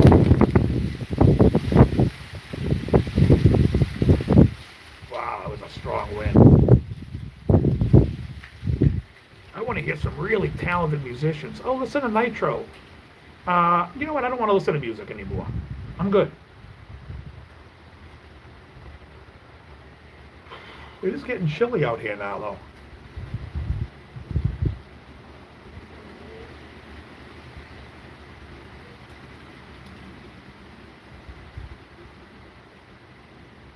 When I look at myself, I see the cigar in my mouth. I'm like, what do I know about the restaurant business? I know how to order a sandwich. All right, you run the joint.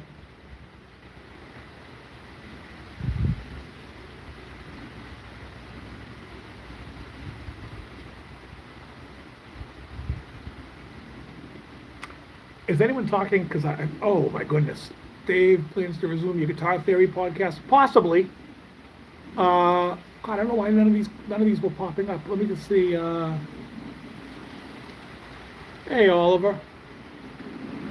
Later, Greg. Sorry, I didn't see that. Dave, a friend and I were trying to think of the slowest beat per minute song to make the charts. I couldn't think of anything apart from Me and Mrs. Jones. What's the best steakhouse in New Hampshire? New Hampshire? Are you in New Hampshire, Oliver? Tom Holmes pickups? No. Anyone that makes pickups that are expensive, I'm all set. Get a DiMarzio Fred. It's my favorite humbucker. I don't think Holmes is making one. Oh, you're in New York City? I'm not in New Hampshire. New Hampshire's about an hour away from me here. Well, yeah, it's about an hour. New Hampshire's an hour from me. In fact, I just talked to my buddy today who lives up on the border of New Hampshire. He's in New Hampshire, just outside of Londonderry. And there's a diner I like in Londonderry called the Red Arrow. That's a nice diner. And it's really close to Twins cigar shop, which I was thinking about going there, but maybe not this Sunday, but maybe the Sunday after Thanksgiving.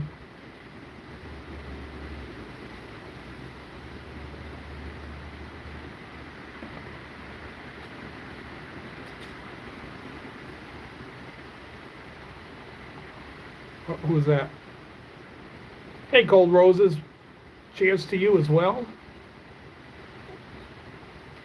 AM station going live with that gig, Dave. You mean, am I going live? I haven't decided. The thing about going live is when we go live, it becomes like it's right in the way, and we feel like we have to focus to that. And when we don't play, we just play. It's a way more looser night. We have more fun.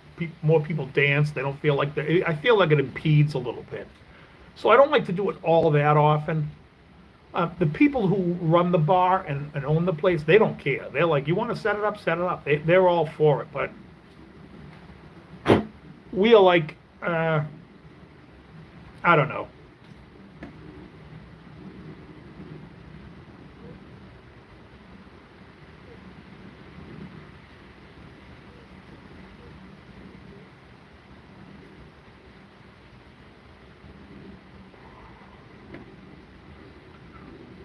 Oliver, I'm on the South Shore of Boston. Wichita, I am a lineman for the county. Yeah. Glenn Campbell, great. I love that. Then I think I covered the bass solo once. On the bass 6, on the baritone guitar. Well, it's a bass 6. It's an octave lower.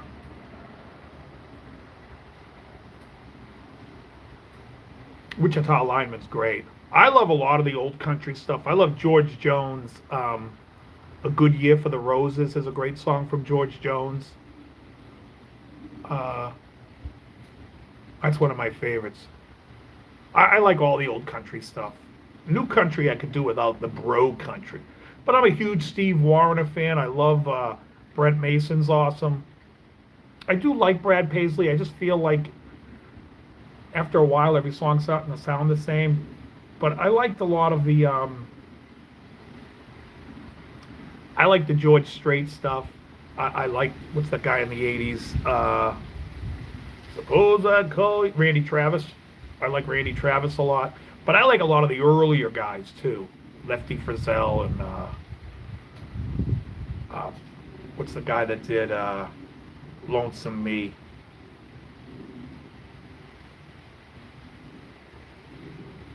Everybody's going out and having fun. What the hell's that guy's name? He also did I Can't Stop Loving You, but I made up my mind. What the hell's his name? I'm bad with names today, folks.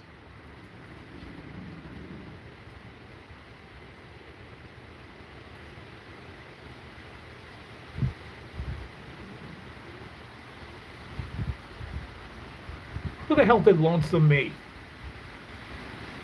Everybody's going out and having fun, except for me. I said, oh, no. What the hell was that guy's name?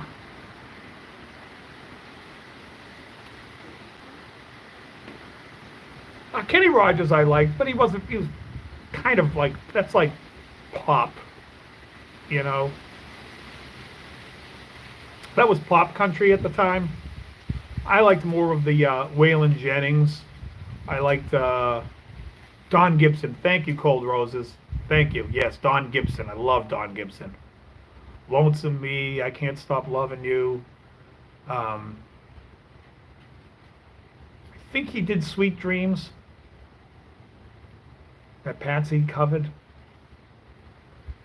I like all the, and I love like the old guys like Owen Bradley, the producers, Owen Bradley, and I love the Chet Atkins produced stuff back then. The Nashville Wall of Sound.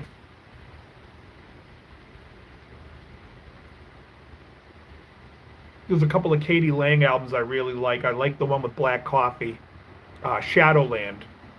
Western Stars to me is like one of the best from Katie Lang. And then I like the album Ingenue, I think it's called, with Save Me and Constant Craving is on that record. That's a great album. In fact, I played with her steel player, Greg Leese. What a great guy. He played pedal steel for me and mandolin. He was a great guy, great to work with, and just a rounded musician. I liked him a lot. Also, one of the I hate using the word talented because it takes work, but Gabe Witcher from the Punch Brothers is one of the best. Man, he played everything for me one time. I needed a full bluegrass band, and he basically came in and did all the parts except for the banjo. He was great. He is great.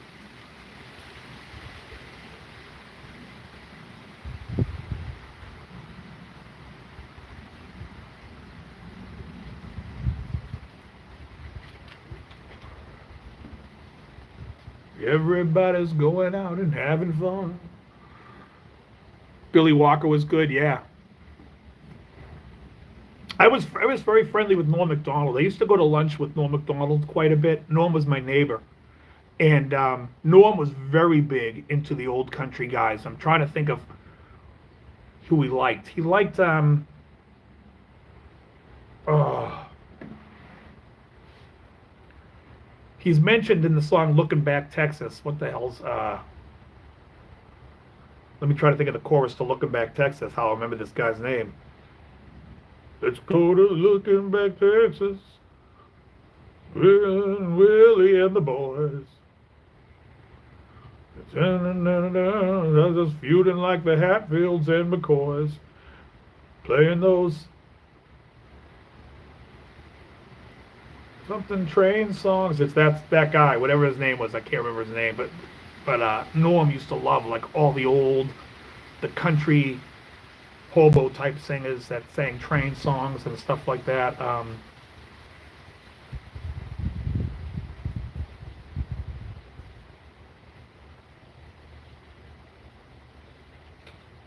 That was something we talked about quite a bit with some of the country music stuff that like people just don't play anymore or talk about. And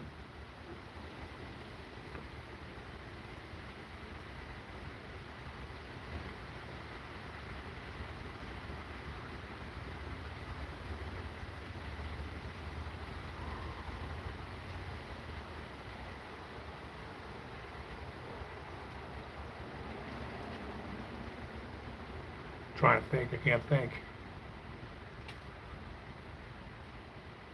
I think Howie has a show tonight too, again, right? Howie had a show on Wednesday. No, Wednesday. It was either Thursday. Oh, it's Thursday and Saturday, so maybe it's tomorrow night. He had 2 shows with Winger this week.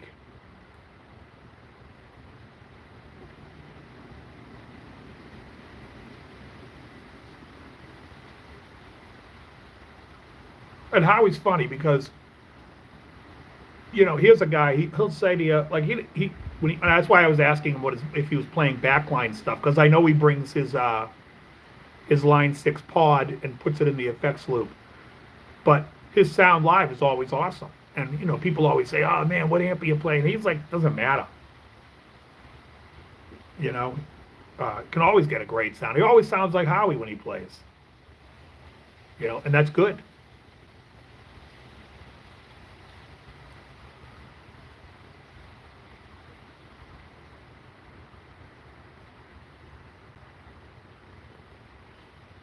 me try to think if I can remember that chorus to that song.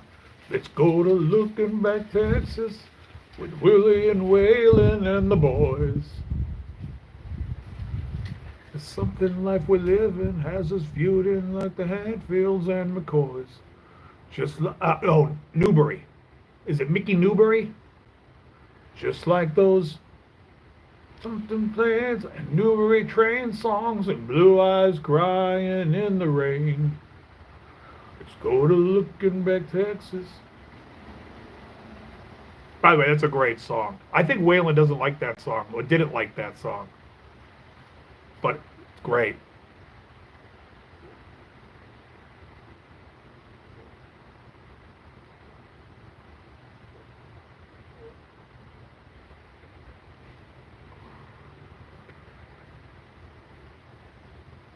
It was funny. It was an album that we were listening to. Oh, I know. I was listening to some Zeppelin with a student of mine the other day, and we put on a song, and I said, it didn't sound great to me. Sounds good. And I'm like, this is a remaster. Let me go to the original, because I had the original pressing from the CD when the album came out where it wasn't remastered, and the original sounds way better than the remaster. And so then we found like another remaster of the song. So there's like 2 or 3 remastered versions of Zeppelin stuff, and I know not remixed, but remastered. And I don't know if Jimmy Page was there when they remastered it, or who did the remaster, because usually the remastering is done by there's only a few guys that do it.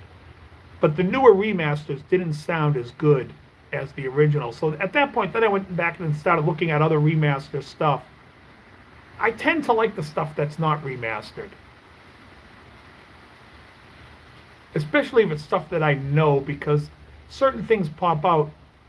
The bass response is different, and the drum sound is different. The drums sit different in the mix during a remaster because you're bringing other things up to the forefront. Sometimes the drums come up really loud, but when you listen to those original Zeppelin, the original masters of the Zeppelin stuff, I mean, it's the best that I think it sounded.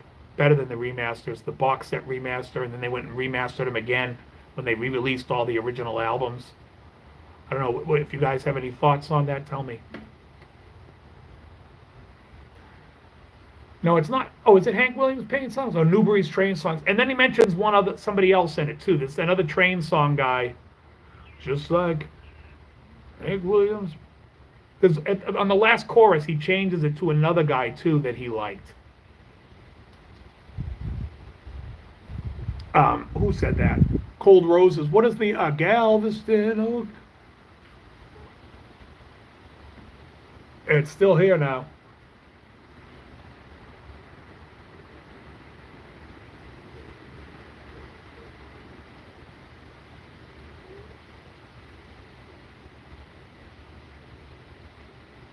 Really, Johnny? I've done 2 cigars in a cigar chat before. At the end of the song, I'm pretty sure he changes the train song guy's name. Jerry Jeff Walker. Yes, that's it. Oh, Jerry Jeff is who fucking Norm loved. He loved Jerry Jeff. Yes, 100%. Thanks so much for typing that in. I would never. Yeah. That was it. That was the guy Norm really loved.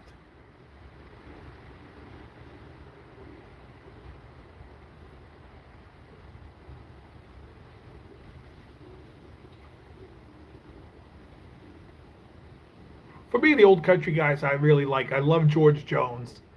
I love the George Jones records that he did with his wife at the time. Again, my brain is losing it now because I can't even think of who did Stand By Your Man.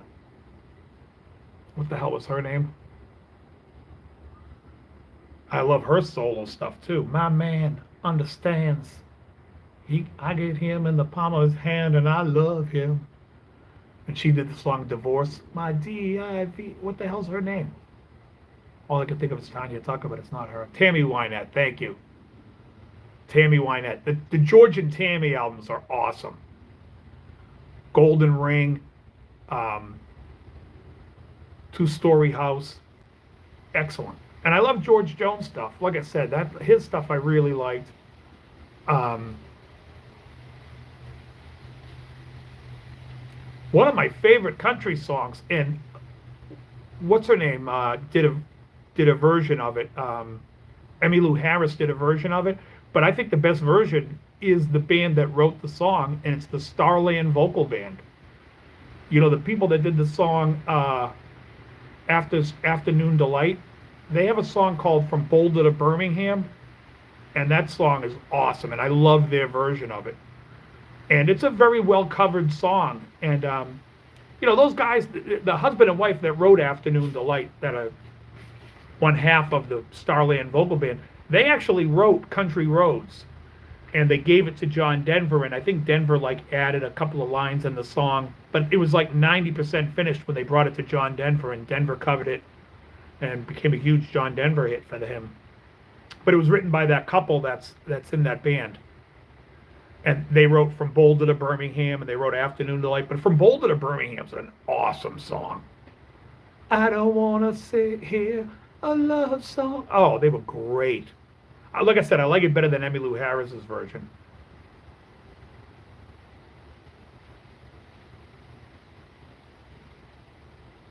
I also love the old Dolly stuff. When I say the old Dolly stuff, I mean the Dolly and Porter Wagoner stuff. Someone I used to know. I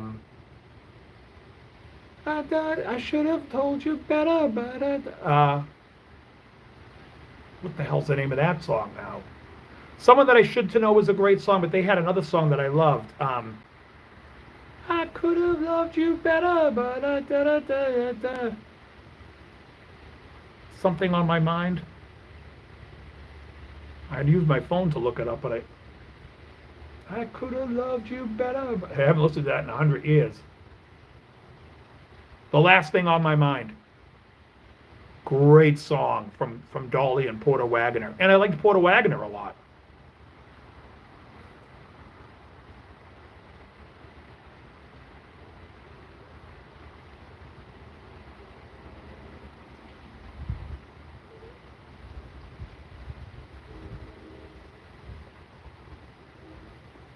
But for me, Steve Warren is the greatest. I love Steve. I love the songs. I love his playing. I love the arrangements.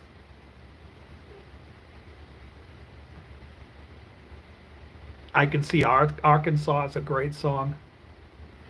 There's a natural wonder between us, but it don't seem natural to me. Love is said here in Tennessee. Oh, I can see Arkansas across the Mississippi. I can see a big river barge headed down to New Orleans.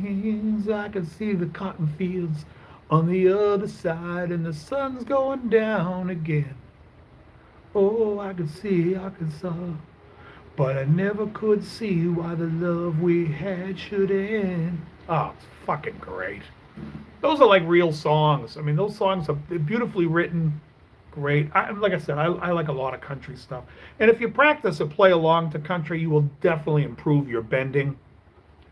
You know, there's a pureness in the music, and the guitar playing is just... Oh, I also loved, what's that guy's name out of Bakersfield there that I like? Buck Owens. Loved him. I loved him. He was great.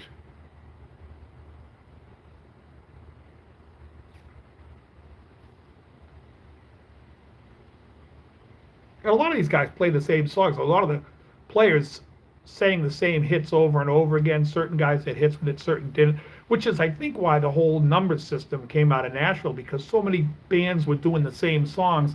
They would just write it out in numbers. Then when somebody comes in, it's like, oh, well, he does it in G. All right, so now one is G. And this guy does it in C. Okay, one is C. So they just use the whole number system, which is an easy system if you know your music well. And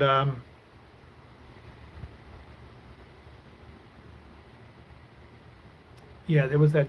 What's that Buck Owens song? That it's the George Jones did the song "The Race Is On," and I think there's like probably 10 people that did "The Race Is On," But I loved his I feel tears welling up deep inside like my heart skipped the big beat. Ah, I love George Jones.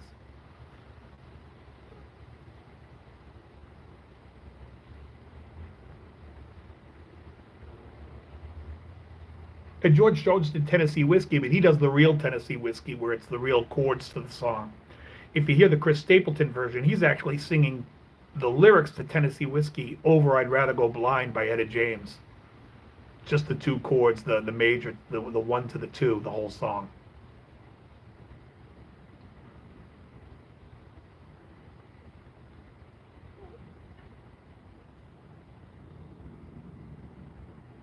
Or is it the 5 to the 6? Let me think if there's a G in there. I don't play this. I don't play the 7 either way. Even when I'm trying to think when I solo, do I play it? I never play that G or G sharp. Yeah, it could be, but. Bo-doom-bo. I don't know what happened there. Am I back? I played that song, Tennessee Whiskey, the Chris Stapleton version, at Martini's, and this girl singer that I know was there with her boyfriend, and they, heard us play it, whatever. And so then I went to sit in at an open jam, and she wanted to do I'd Rather Go Blind, and she says to me, "Don't play the stuff you play in Tennessee Whiskey. We're doing I'd Rather Go Blind."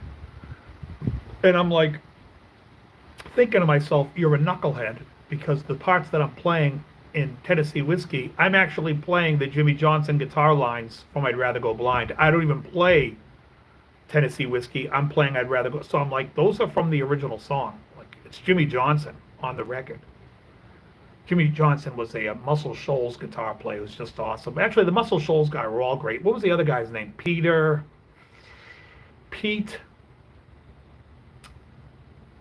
Carr. Peter Carr was in Muscle Shoals. He's the guy that plays the lead on Main Street for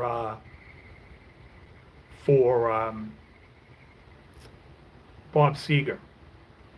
A lot of the Bob Seger songs were recorded with the Muscle Shoals guys, not the Silver Bullet Band, even though it's credited like it's the Silver Bullet Band. But that was Pete Carr on guitar, who was a Muscle Shoals guy, who was like the guy after Jimmy Johnson. But Jimmy Johnson, I think at that point, was producing at Muscle Shoals, not so much playing guitar.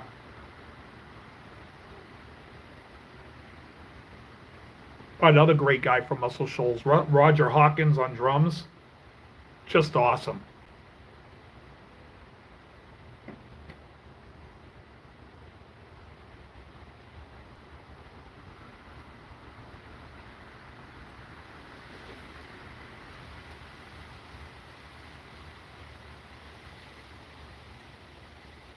John Prine, question mark? I'm not a big John Prine fan. Whoever wrote Angel from Montgomery, was that John Prine or is that John? Who wrote Angel from Montgomery? That song I just do not like. Not a fan. And I'm not a fan so much of, I gotta say, not until she did Nick of Time, but I wasn't a Bonnie Raitt fan when Bonnie did the blues country stuff. But when she did Nick of Time, I thought that was a great record.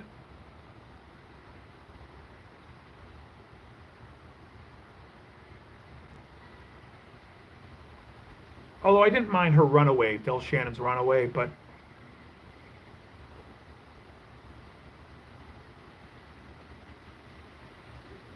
Diamond Rio's another band. One More Day by Diamond Rio is just a beautiful song. Beautiful. They had some other songs like Meet Me in the Middle that were kind of campy country, but it's still good. Diamond Rio was a great band. I like Jimmy Olander on guitar too, the guitar player for that band.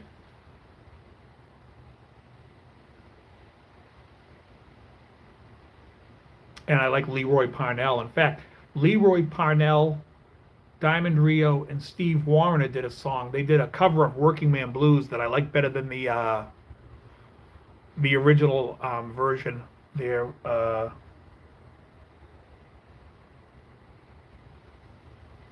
I'm blanking on his name, from Bakersfield.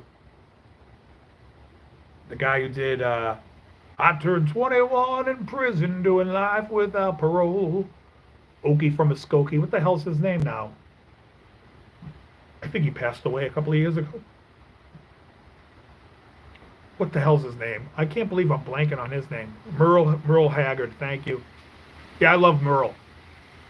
But as much as I love Merle, I think the version of Working Man Blues with Steve Wariner, Diamond Rio, and Leroy Parnell is better. I like that version better. I think they did it under the name Jeb Zeppelin or Jed Zeppelin as a joke for some soundtrack or something.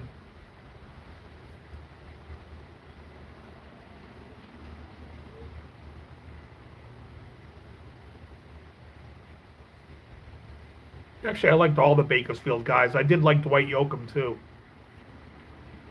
Guitars, Cadillacs, hillbilly music. And I liked Alabama. The Oak Ridge Boys I could do without. I didn't love the Oak Ridge Boys. I liked the Statler brothers. Statler? Is it Statler or Statler? Gatlin. Is it Larry Gatlin? Oh, I like the Statler brothers, and I like the Gatlin brothers.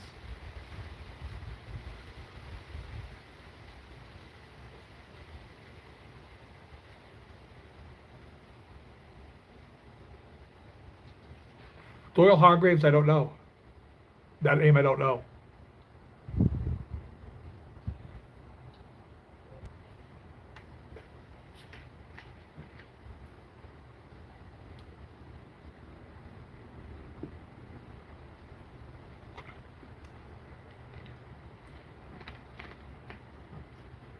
I like Jerry Reed a lot.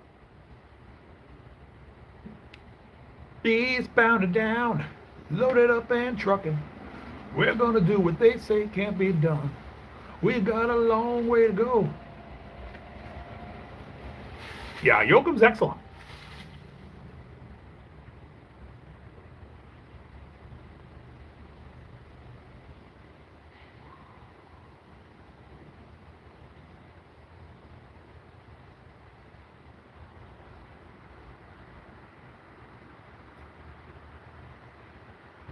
Oh yeah, Jerry Reed was awesome. Jerry's breakdown, he's a monster player. Just a monster.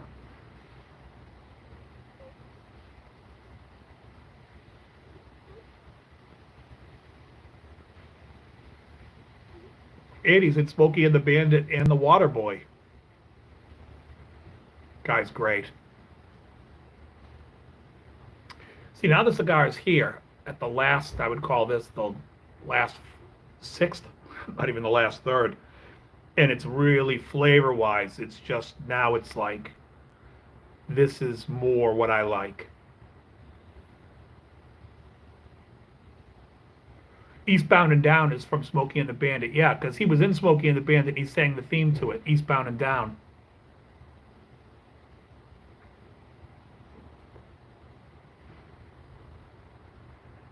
I also love, speaking of songs written for like film or TV, I always loved Waylon Jennings, Just a Good Old Boy. Oh, and you know who did a great cover of that song, Good Old Boy? Was George Canyon out of Nova Scotia. Just a good old boy, never meaning no harm. Oh, it's great. I love the last line when he goes, you know my mama loves me. No, I'm a good old boy. You know my mama loves me. But you can't understand why they just show my hands and not my face on TV.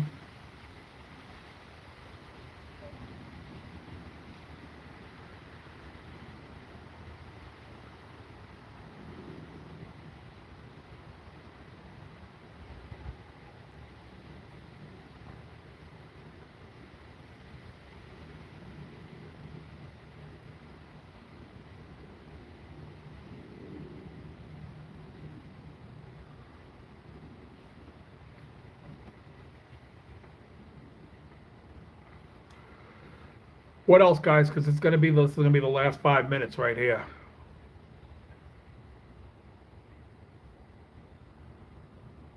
It's cold.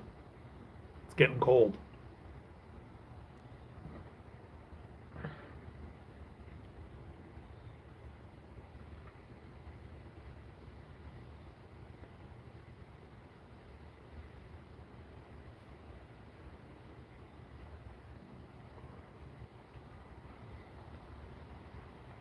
Most of the leaves are falling down. I thought the guy that was doing my leaves was going to be here already, but I know he's coming before the end of the month. He's coming once at the end of November and once at the end of December. But yeah, leaves are everywhere. On the trees, they're like mostly gone. Yeah, the trees are bare. Here, let me see if I flip the camera. You should see it. There's the foliage for you.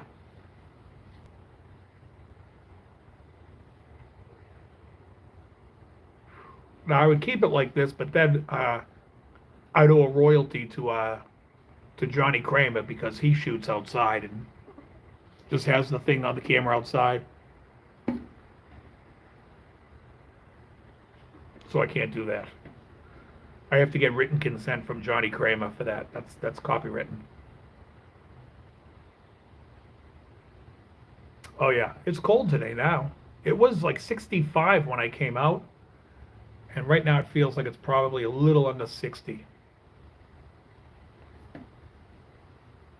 If I yell, I'm too far from my garage. If I yell to my Alexa, I have an Alexa in the garage, and if I yell to her, I could probably find out what the temperature is, but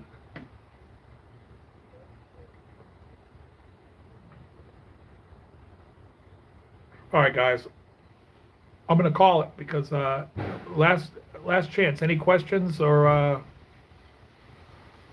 gonna call this a night. Everybody have a good weekend. Have a safe weekend. I'll see you again Wednesday night for the DL show. And I'll see you Wednesday night for that. That'll be the night before Thanksgiving. Most of you guys will probably be out drinking. I'll be doing my live show. And that'll be that.